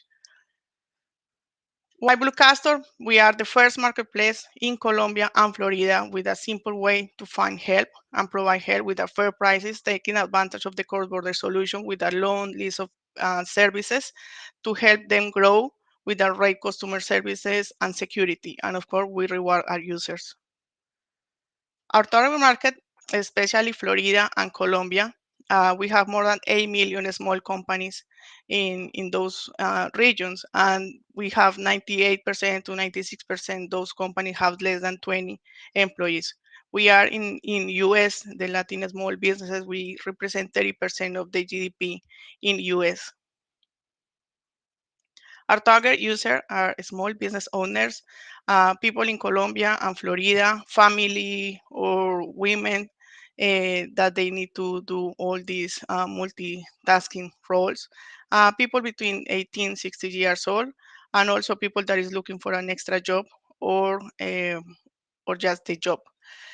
Oh, how far we are? We have the trademark, the LLC here. We are completely integrated with the Stripe, Checker, Pioneer, Truora, and we have the virtual and in-person services. We won the challenge, Huawei Challenge Developer in Colombia 2020 for the first and second places out of 600 competitors.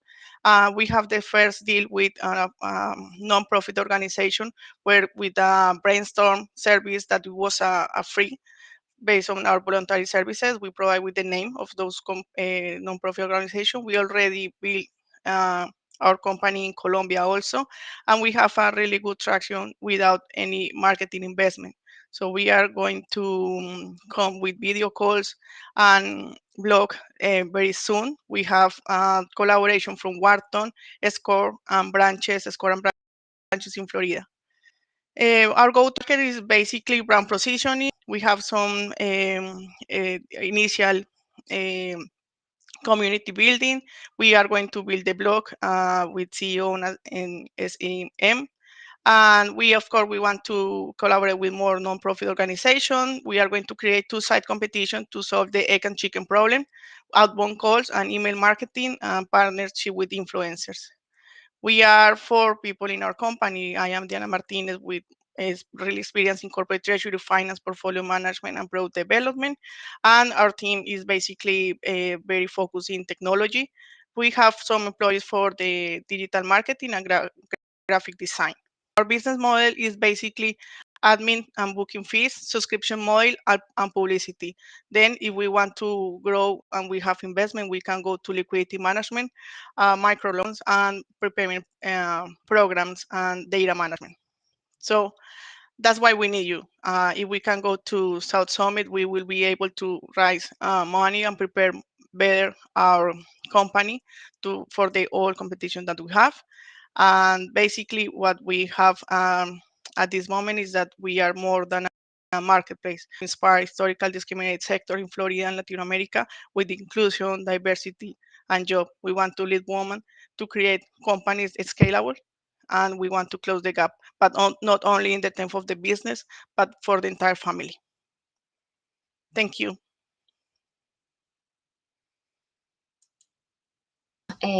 For pitching.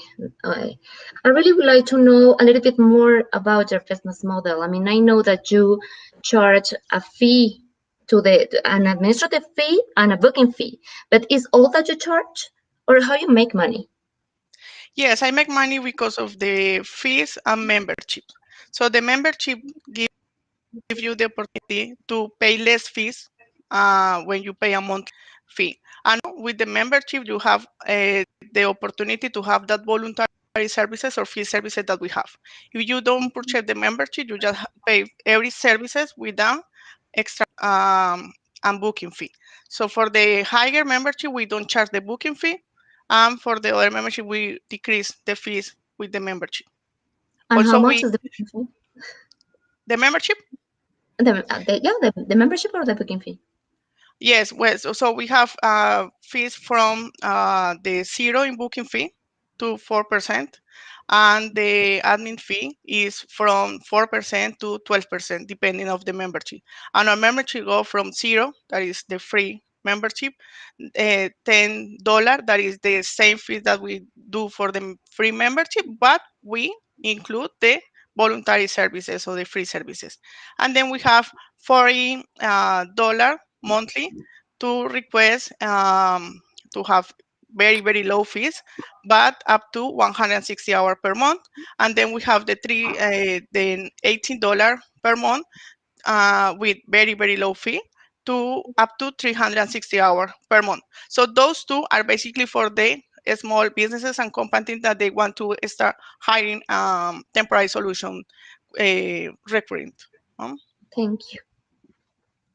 Thank you, Diana. I'm going to be fast because of time constraints, but I would like to understand, how is your cross-border experience, or are you only locating Colombian workers in Colombian services and Florida in Florida, or are you making international people have a job outside their country? No, my idea is to extend to all Latin America and even Europe and all the world. We are, the Latin people is very everywhere, and we are a big community. So we want to be in other regions. At this moment, it's because we have a really big market in Florida, and we have a big market in Colombia. So that's our initial moment only. But it's all local work? Both virtual and locally. So at this moment, we have in Florida everything that is local and virtually, and a provider from Colombia can do a service in Florida. And this is great because we have a really good quality service in Colombia with lower prices. So a small business in Florida can benefit from that service in Colombia, and we pay the provider in Colombia to pioneer. So everything is automatic. Even the service is virtually, and they have the service in Florida. We pay in Colombia. Okay. Thank you. Thank you, Susana. Thank you, Ingrid, for your questions. And of course, Diana Martinez for presenting Bluecaster. They were joining us from United States. So now we're going to head to the last start of presenting today, which is called SlidePay. It's from Mexico, and Gabriela Picone is going to be pitching us this last business. Good luck, Gabriela. Thank you. Hi, hi everybody. I'm very pleased and excited to be here. I'm going to share my screen.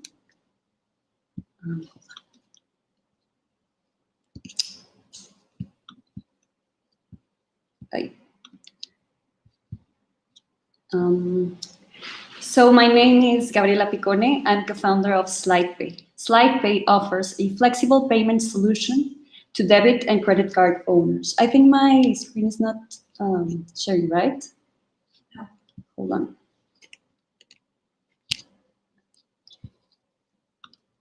There. I don't know if it's... I'm sorry, I don't know if my screen is sharing, but okay, so SlidePay offers a flexible payment solution to debit and credit card holders. We're a team co-founded and led by two women who believe that a culture of responsible spending is key to improve people's quality of life. Even though e-commerce and online lending are both huge markets today, and eye-catching trends, our bet is to the near future. Our bet is to the near future. This year, online sales, clearly boosted by COVID-19, will process more than $43 billion USD. More than 40 million bank users today do not have a credit card. So, oh, sorry, my screen is still out. I don't know why. Hold on. Sorry.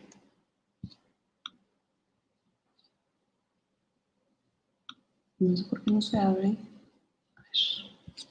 I'm sorry. I don't know why I cannot share my screen. Here. No. Okay, so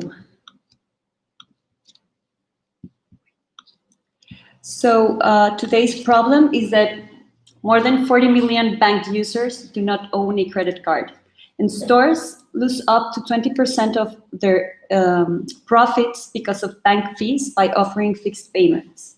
On the other hand, banks are facing a huge challenge developing agile ways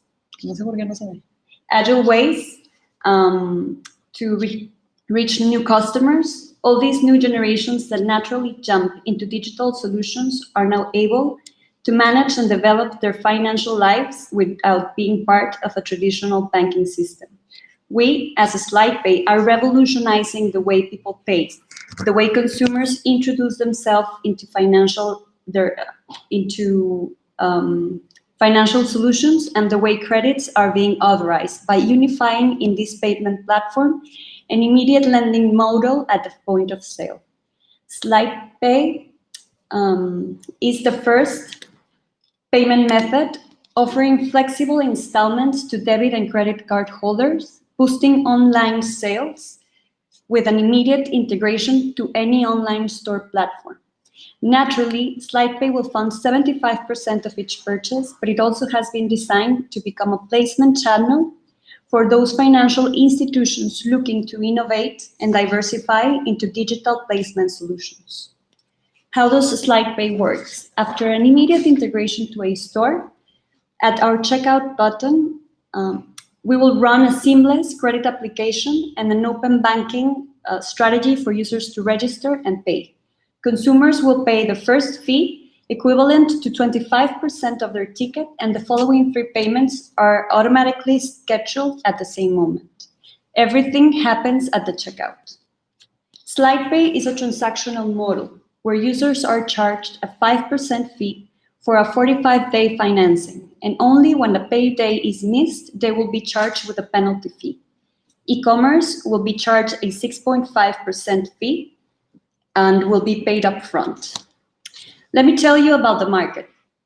The market size of e-commerce is huge, and not only we are going for a part of this, but remember, SlidePay will be a boosting factor of online sales.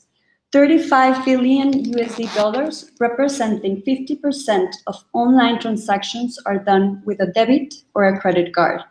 There are more than 80,000 online stores in the country, and we're targeting every one of them. We are also targeting every banked user. 2 months ago, we launched SlidePay without implementing our marketing strategy. Today, we're working with 10 stores, have successfully processed 43 transactions with 0 default, and have registered 200 consumers eager to use SlidePay. We know how to build scalable systems. Our CTO, Alejandro Lopez, has been in the tech industry for more than 20 years, and he's fully experienced in AI, machine learning, building API integrated systems, and cybersecurity. Our CEO, Karen Martinez, a financial crack with more than 12 years in finance and 4 years in the fintech industry. We are and have been guided by an amazing advisory board formed by our first angel investor, a well-known businessman in Mexico, online marketing, lending, and funding experts. We are targeting this 58% of online sales market, the one that is being processed with debit or credit cards, as well as PayPal. There are a couple of companies trying to do consumer loans, such as Atrato, QuesquiPay, or Pagaris, but none of them are doing what SlidePay is doing very well.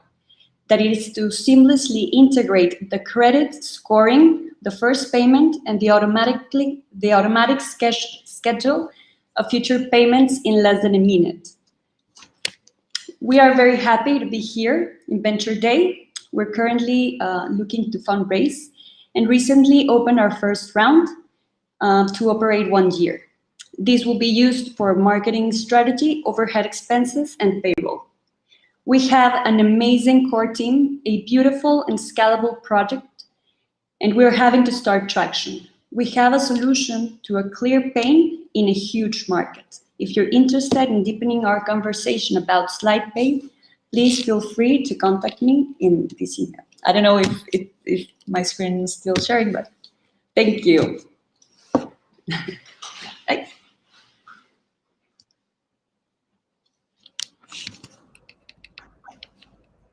No, Gabriela, congratulations. I really love how women are getting into fintech. I would like to know a little bit more about what's the difference between like you and your competitors that are already in Mexico? The principal difference is that the process of SlidePay has been designed from the perspective of the shopper. You can get the payment facility at the moment of the purchase. The other competitors that are working in this moment developed a solution that gets you out of the process, and then you receive an email and then the instructions. It's not a natural online commerce or purchasing process. SlidePay is the same process you use with PayPal or paying with your credit card. So it's very friendly. Okay, thank you. Thank you. Mine is very quick. Congratulations. Do you manage your own capital reserve, or are you backed by a credit institution, or are you a fintech in Mexico, or how do you resolve that? We have the two alternatives. One is funding with our own bag, like our own money, but we also developed this platform where any financial institution or any bank can come and place debt through SlidePay as a new channel to place debt. So it's a platform that it's open to any financial institution that wants to start lending in this model.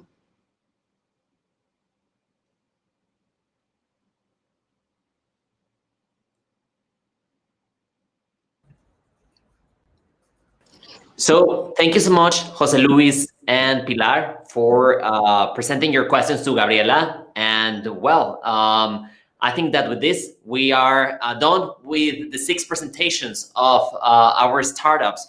So now we are going to wait a little bit for our jury to deliver the results. And that way, we're going to know who's the winner. In the meantime, in these last 30 minutes of our event, we will have a panel about fundraising and risk capital in Latin America. This panel is going to be moderated by Newton Campos, professor and director of University Brazil. Newton is joining us from Sao Paulo today and will introduce us to our 4 panelists who are connecting from different places around Latin America: Bogotá, Sao Paulo, Buenos Aires, and Santiago de Chile. I encourage you to post on the chat any questions that you might have during the panel to be answered by our experts. So Newton, I'll leave you the floor. Hello, good evening, everyone. I'm very glad to be here to talk about fundraising. It's one of the key aspects of the development of entrepreneurship in Latin America. And we have a very powerful panel tonight that I think we will have a very, very nice and deep, even being short conversation. My name is Newton. I'm a professor of entrepreneurship and emerging economies at IE, a professor here at Getúlio Vargas in São Paulo, and I also run a research center here in São Paulo about venture capital and private equity.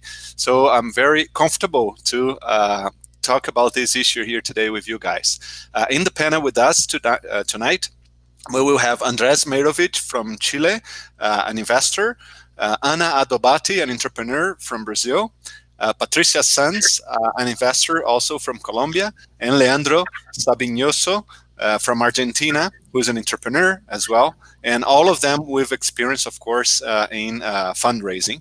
So I made some questions for them. I prepared some questions for them to help me to go deeper into this topic.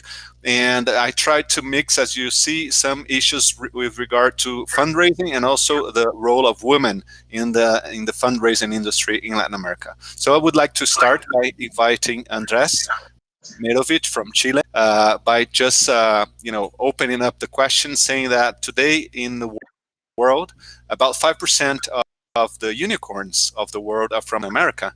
We have about 500 unicorns in the world. About 25 of them are from Latin America. This is proving that risk capital is becoming something important in our region and is promoting the emergence of these amazing new women, however, are very rare to find, not only in the entrepreneurship side of the table, they are more often found there, but not so much as we would like to, but also as investors. So my question to Andrés is, to what extent do you think that risk capital in the region is already sensitive to social aspects of entrepreneurship, like inclusion, like ESG, and so on? Yeah, I think, well, thank you for inviting me. It's really an honor. The first question is, of course, I think woman is increasing a lot in terms of be part of both sides, to found a startup and to be part in terms of venture capital funds or family offices. So I think if you see the numbers 5 years ago and now, there's a lot of women now in venture capital. So it's really good news. And all the reports said that women in venture capital, the return of the funds that are leading by women is better than the funds that are leading by men. So I think we invite all the women that want to try to be part of a venture capital fund, of a family office, or the investment side are more than welcome. The second point is, of course, I think venture capital is impact. You know, it's not only putting money in some shares of a company, it's impact. So I think most of the funds here in Chile and Latin America are trying to accomplish a lot of ESG numbers, you know, or points.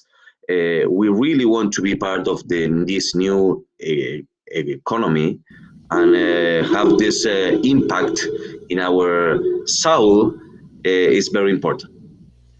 Cool. Thank you, Andrés. Interesting. I would like to invite Ana who is here with us tonight, also to keep exploring this issue.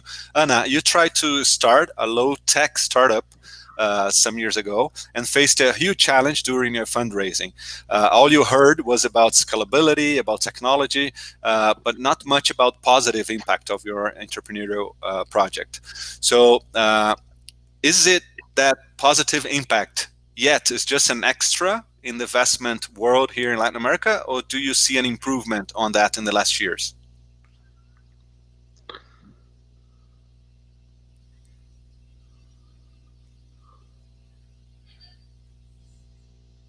You're mute, I think. Currently, I'm not muted. I should ask the host to unmute me. Can you hear me now? I can hear you. Okay, great. So sorry, starting again. So thank you for inviting me to speak about women-friendly Newton. Well, when me and my partner, Natalia, decided to found Women-Friendly back in 2017, and fight against sexual harassment in the corporate world, we have to understand one thing. That's first, we understand there is an issue. And then my impression at least, and I would be happy to see how Andres address this. Because mine is, there is a problem, a social problem.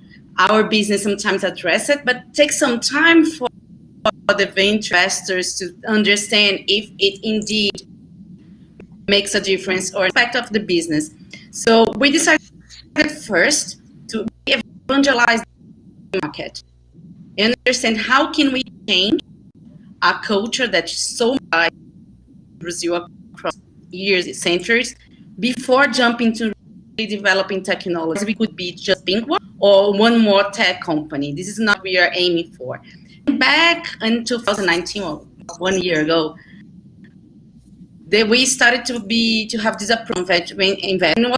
What they were caring about was not about the KPIs of performance, but really ability. And in that moment, we decided that we would for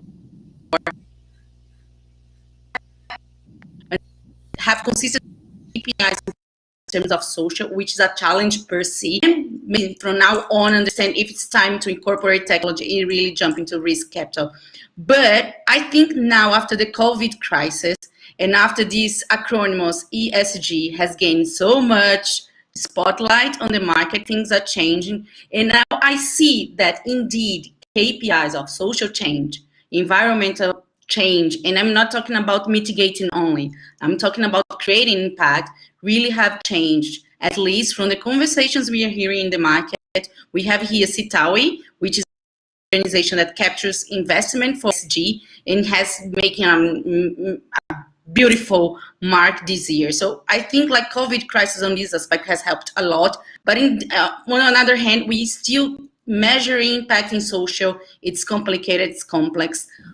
If you go for in the environmental dimension of the investment, now it's still easier. So I see this challenge, but I think things are getting better. Hope I have addressed your question. Thank you, thank you. So interesting to see things evolving from your side. I know you're so much involved in that aspect, in the development of that aspect of entrepreneurship in Brazil. So very good to hear that things are changing positively. Thank you, Ana. I would like to invite Patricia now from Colombia. And stating that Patricia, as an investor, she founded a very different fund in the region, largely managed by women. So I'm curious, how was your fundraising? At the moment you decided to start such a fund, how did your LPs, your investors, how did they see your team, right? Back then, formed by so many women. How do you think your approach as a woman team enrich the entrepreneur ecosystems, as not only in Colombia, but as a whole?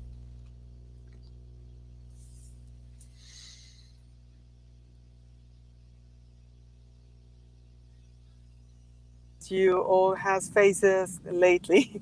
So first, well, I will tell you that I started in 2016 with the first fund.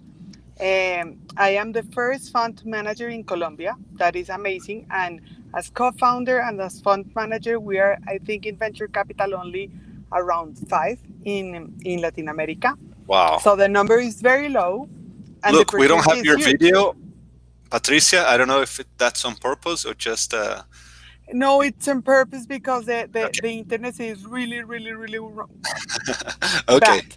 No So problem. I'm I can sorry hear you for well. that. Okay.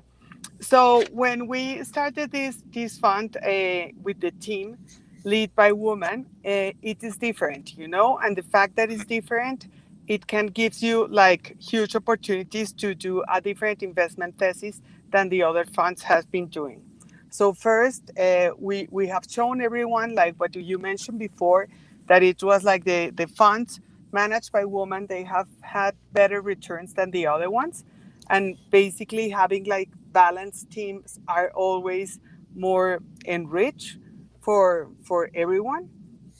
And we managed to have like a investment thesis that 40% of the fund we want to invest in entrepreneurs that are women, or where we have like women in the C-level, because what we believe is in the balance in the teams, you know. And the other side is like in the purchase power of the woman.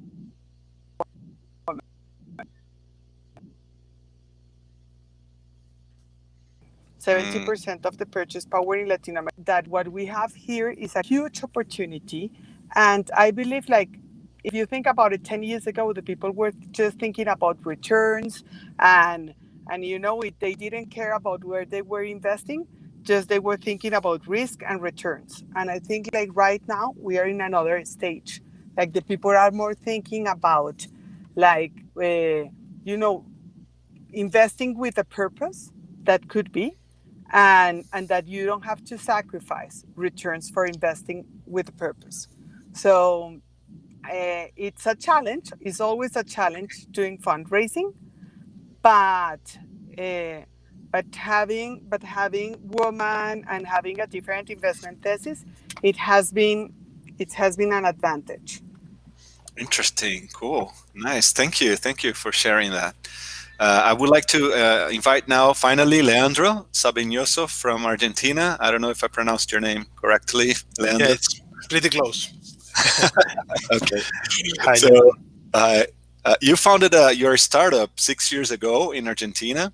And of course, not only in Argentina, but our economies here in Latin America are known for economic instability. And but despite that, risk capital is still flowing and financing innovation, digital transformation in many different sectors here in the region. How do you see the evolution of risk capital in Argentina since you started? Well, in Argentina, we are the champions, right, of economic instability. But yes, I believe that it has evolved, it has grown, and luckily it keeps growing. And maybe it's because, I don't know, maybe it's because the conditions that are there in place because of the resources, the people. But of course, it is also because of the investors continue trusting in that at some point that instability is going to lower down. But in the previous, I believe in the first 5 years of the previous decade, there has been a lot of in Argentina a lot of early stage startups and many accelerators and early stage VCs that had helped a lot this initial ecosystem of startup to grow. That then in the late 5 years, those funds have evolved and they have grown, and now they are focusing more in growing on investing in not so early stages, and that is a good thing for many of us looking to continue growing, but it is not such a good thing for the new startups, that the new incomers that are there. So I believe that, and maybe it's because in Argentina particularly, there has not been so many new money flowing from other countries. So the same investors have taken the advantages of, for example, government programs that help them to raise more money for their funds and keep investing in the same companies or in companies that needed more money, that were in later stages.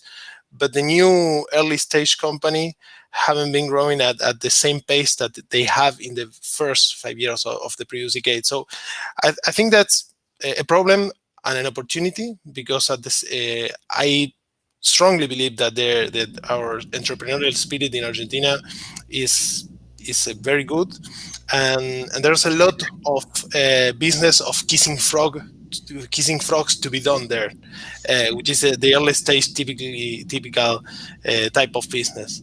So I believe that if the funds look at the opportunity and they complement what it's already been done with that, and of course we will need a little bit more of economical stability, but the opportunities are there.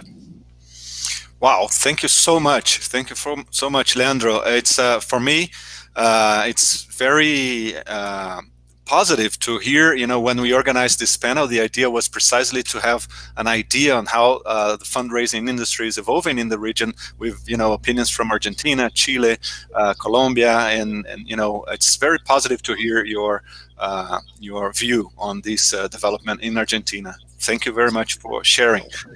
I would like to invite Andres back from Chile, and mention, in the case of Brazil, for example, Andres, I remember in 2016 we had about $250 million invested in startups, and before COVID we already multiplied that investment by 10. We had more than $2.5 billion invested in startups, so it was an amazing growth. And this year with COVID, probably we will still close above $1 billion in investment, what would represent 4 times the investment done 4 years ago in the case of Brazil. And I know in the region we're still seeing also interesting, as we've been seeing with all of you, perspectives on investment in innovation and startups. So what changes you might foresee in the evolution of risk capital industry in Chile, and perhaps if you could dare to say in South America too, for 2021?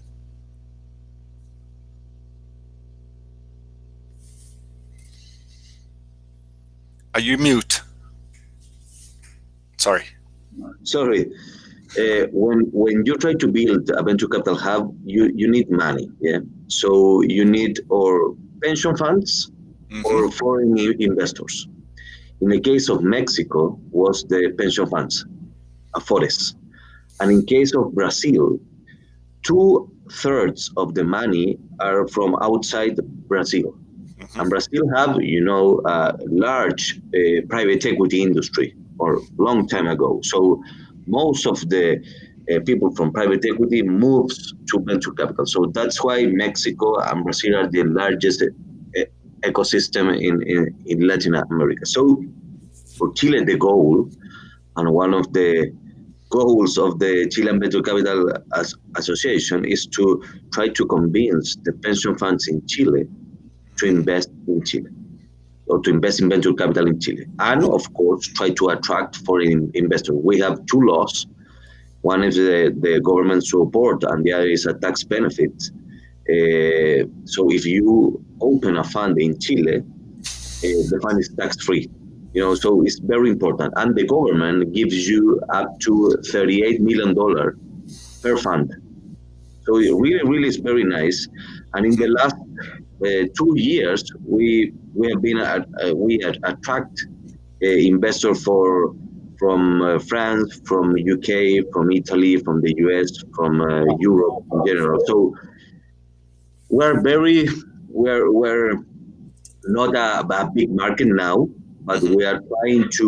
Our goal is to convince the pension funds in Chile and try to convince the foreign investor to open the funds in Chile. We really believe that we can be a venture capital fund hub in South America. Cool. Nice. Good to think big. But nice to hear the positive, steps that the government is taking there, because Chile is a reference in terms of innovation and investment in startups and so on as government policies. So I think it's everything you do there, we keep an eye to see, at least from Brazil, to see if we can learn too. So thank you. Ana, you again. So you help companies and startups to build better environments for women. That's what you do. How do you think that male organizations such as many investment funds or high-tech startups could improve their access and their relationship with women? Well, let me answer in 2 dimensions here. If we're speaking about investing more in women who are entrepreneurs, first of all, try to understand better what kind of consumer you have. I have just heard about Gabriela Correa, who is the CEO of Lady Driver. It's an Uber for women. How hard it was for her to defend her idea for men who are investors, who just don't understand how her business would add value for her customers. So at this dimension, you have to have more women really investing in your business, judging how this investment will be driven. But if you would look into the inside, we have to have more women in the position of making decisions and have more diversity. Sometimes many men come ask me to indicate women to work for them, but I then ask them how we want to make this environment less hostile for women. So we have to understand how it's going to be free of harassment, sexual harassment, moral harassment. Also provide to these women a pipeline for her career. So it's very frustrating how you manage to get inside those male bubbles, and then you have you just go up to here. From this on, you don't see any woman in any other position. So it's a mix of things, So from the bottom line, it's indeed good policies for these women, and also, of course, diversity, and in a place where they can foresee a chance to increase their payment, not only they pay, but also have more opportunities to grow in their career. Thank you. Yeah, we all have to do this effort. In my own case, I just realized how hard was the life for women when I had my kids, and when I saw my sister and my close cousins having kids, and seeing how hard it is, the professional environment for women, precisely because of their double role as a leader at home and willing to be a leader in the professional environment as well. So congratulations for what you've been doing. I'm a big fan of yours. Patricia, we have been seeing a sophistication of risk capital in Latin America with more angel investors, more venture builders, more venture capital, corporate ventures, equity crowdfunding, even search funds are arriving in the region. What can women do to take advantage of this growth and join, the investment side of the entrepreneurial process? What would you recommend? Well, I think that we have to believe in ourselves, because one thing that I always said is in terms of investors, I think this is a young industry. So we have to bring more women investors. We have to bring them as mentors. We have to make them, to jump into the investments. Because one thing that we have realized is that in Latin America, the people are not willing to take risk, and they are more thinking about investing, in secure things. So we have to bring more women in. The other thing, I believe, is in terms of GPs, that everyone is talking about, having more women in the GP world will lead to more women investment, more in companies that are founded by women. And the other thing is that's why we believe in the balance in the companies, because if we bring more women in the C-level of the startups, at the end of the day, in the midterm or long term, we will have more women as founders, So it's a natural thing that we'll get. And the other part that I believe is that we have to believe that we can do it, because we normally think like we are responsible for the house, as Anna was saying, that you're responsible for the kids, that you're responsible for all that stuff, and then leave your career on the side. And it's not our responsibility just from our own. So we have to make the guys aware of that this is 50-50, you know? And then this is like the crystal ceiling that everyone talks about. So yeah. I think like that's very important. The education and the people start to willing to do it and to take the chance. That's something that we have to do. Yeah, thank you. And men, right, have to be have to have a big involvement in this too. So that's Absolutely. Why I had the chance to organize a few events talking about the with women investors here in Brazil, and always we try to do that together, women and men, because I think that's very important that the important investors, men investors, should be present in this debate as well, and we try to do that just like we're doing tonight here with you guys. Thank you very much, Patricia. Thank you. I would like to now the last question. I know we have to go back to the main stage to see the winner of today's Venture Day, but I would like to invite Leandro for a last question. Leandro, Argentinian startups are known, at least I hear that here in Brazil and in other Latin America countries, to think big from the beginning. Argentinian startups quite often they consider internationalization as a part of their strategy. You, for example, operate with your startup in multiple countries, just like many other Argentinian startups. Some other Latin American markets work similarly. It's not the case in Brazil. However, to internationalize your company, you require special investors that are willing to take that step as well and have to be prepared for that. So how entrepreneurs willing to go international, like yourself and other Latin American startups, should locate and approach their investors having this internationalization mindset? Well, it's as you said, and it's funny that you mentioned that we Argentinian mindset is to think big, because it's sometimes we Argentinians like to think ourselves as different from others, but we are not. The fact is that the culture it is, and it is because we don't have those mechanisms, and we have to face the world. It's like when you see the turtles going to the sea, and you have to reach the sea, and you are there, so you have to to deal with it, and that's why we need to go outside. It's not because we are special; it is because the scenario it is. Mm-hmm. So we had to do that in the beginning, and we thought about that. Actually, I'm living in Madrid. I moved myself today. It's been a year that I've been living here. We have an operation in Madrid and in Buenos Aires, and next year we are going to open Brazil, and that's because the world is a place where we feel more safe than at home.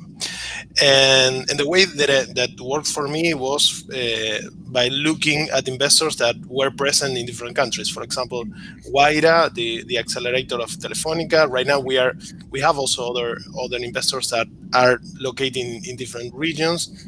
We are going to be invested in this next round for by another VC that is present in different regions. So that's one thing. Try to look at the right investors that are present in different places where you want to be.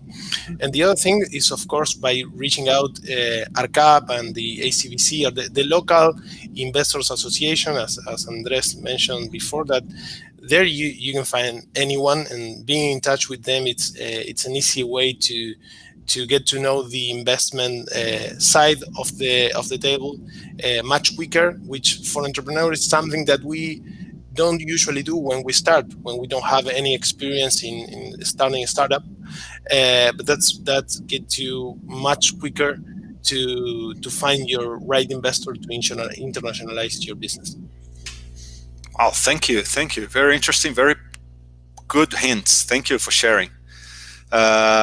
guys, I know a lot of people are anxious to know, finally who was the winner for tonight and who's going to go for the World Finals next year. So I would like to thank our panel very, very much.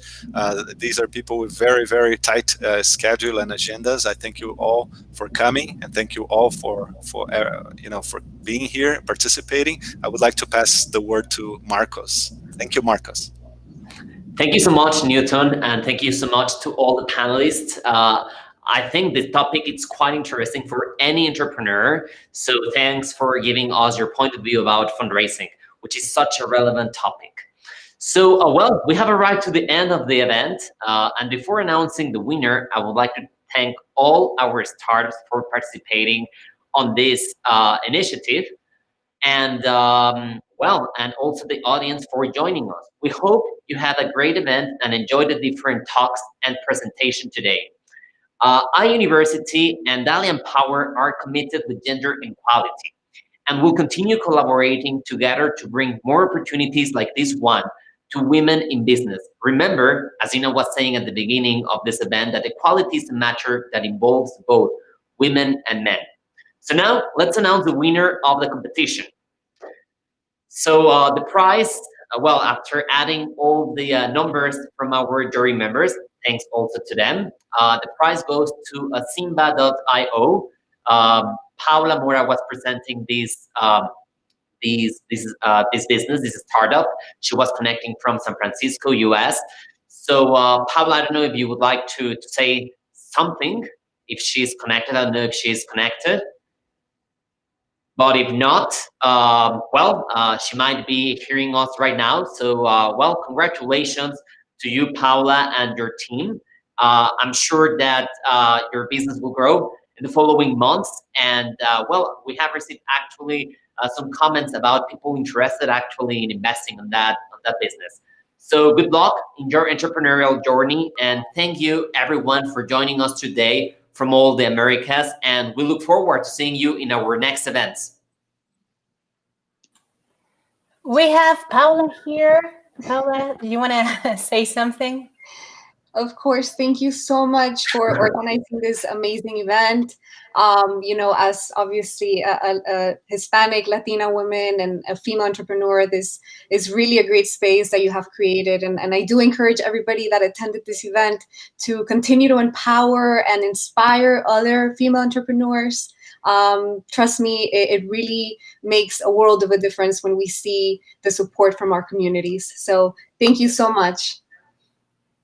Thank you, Paula.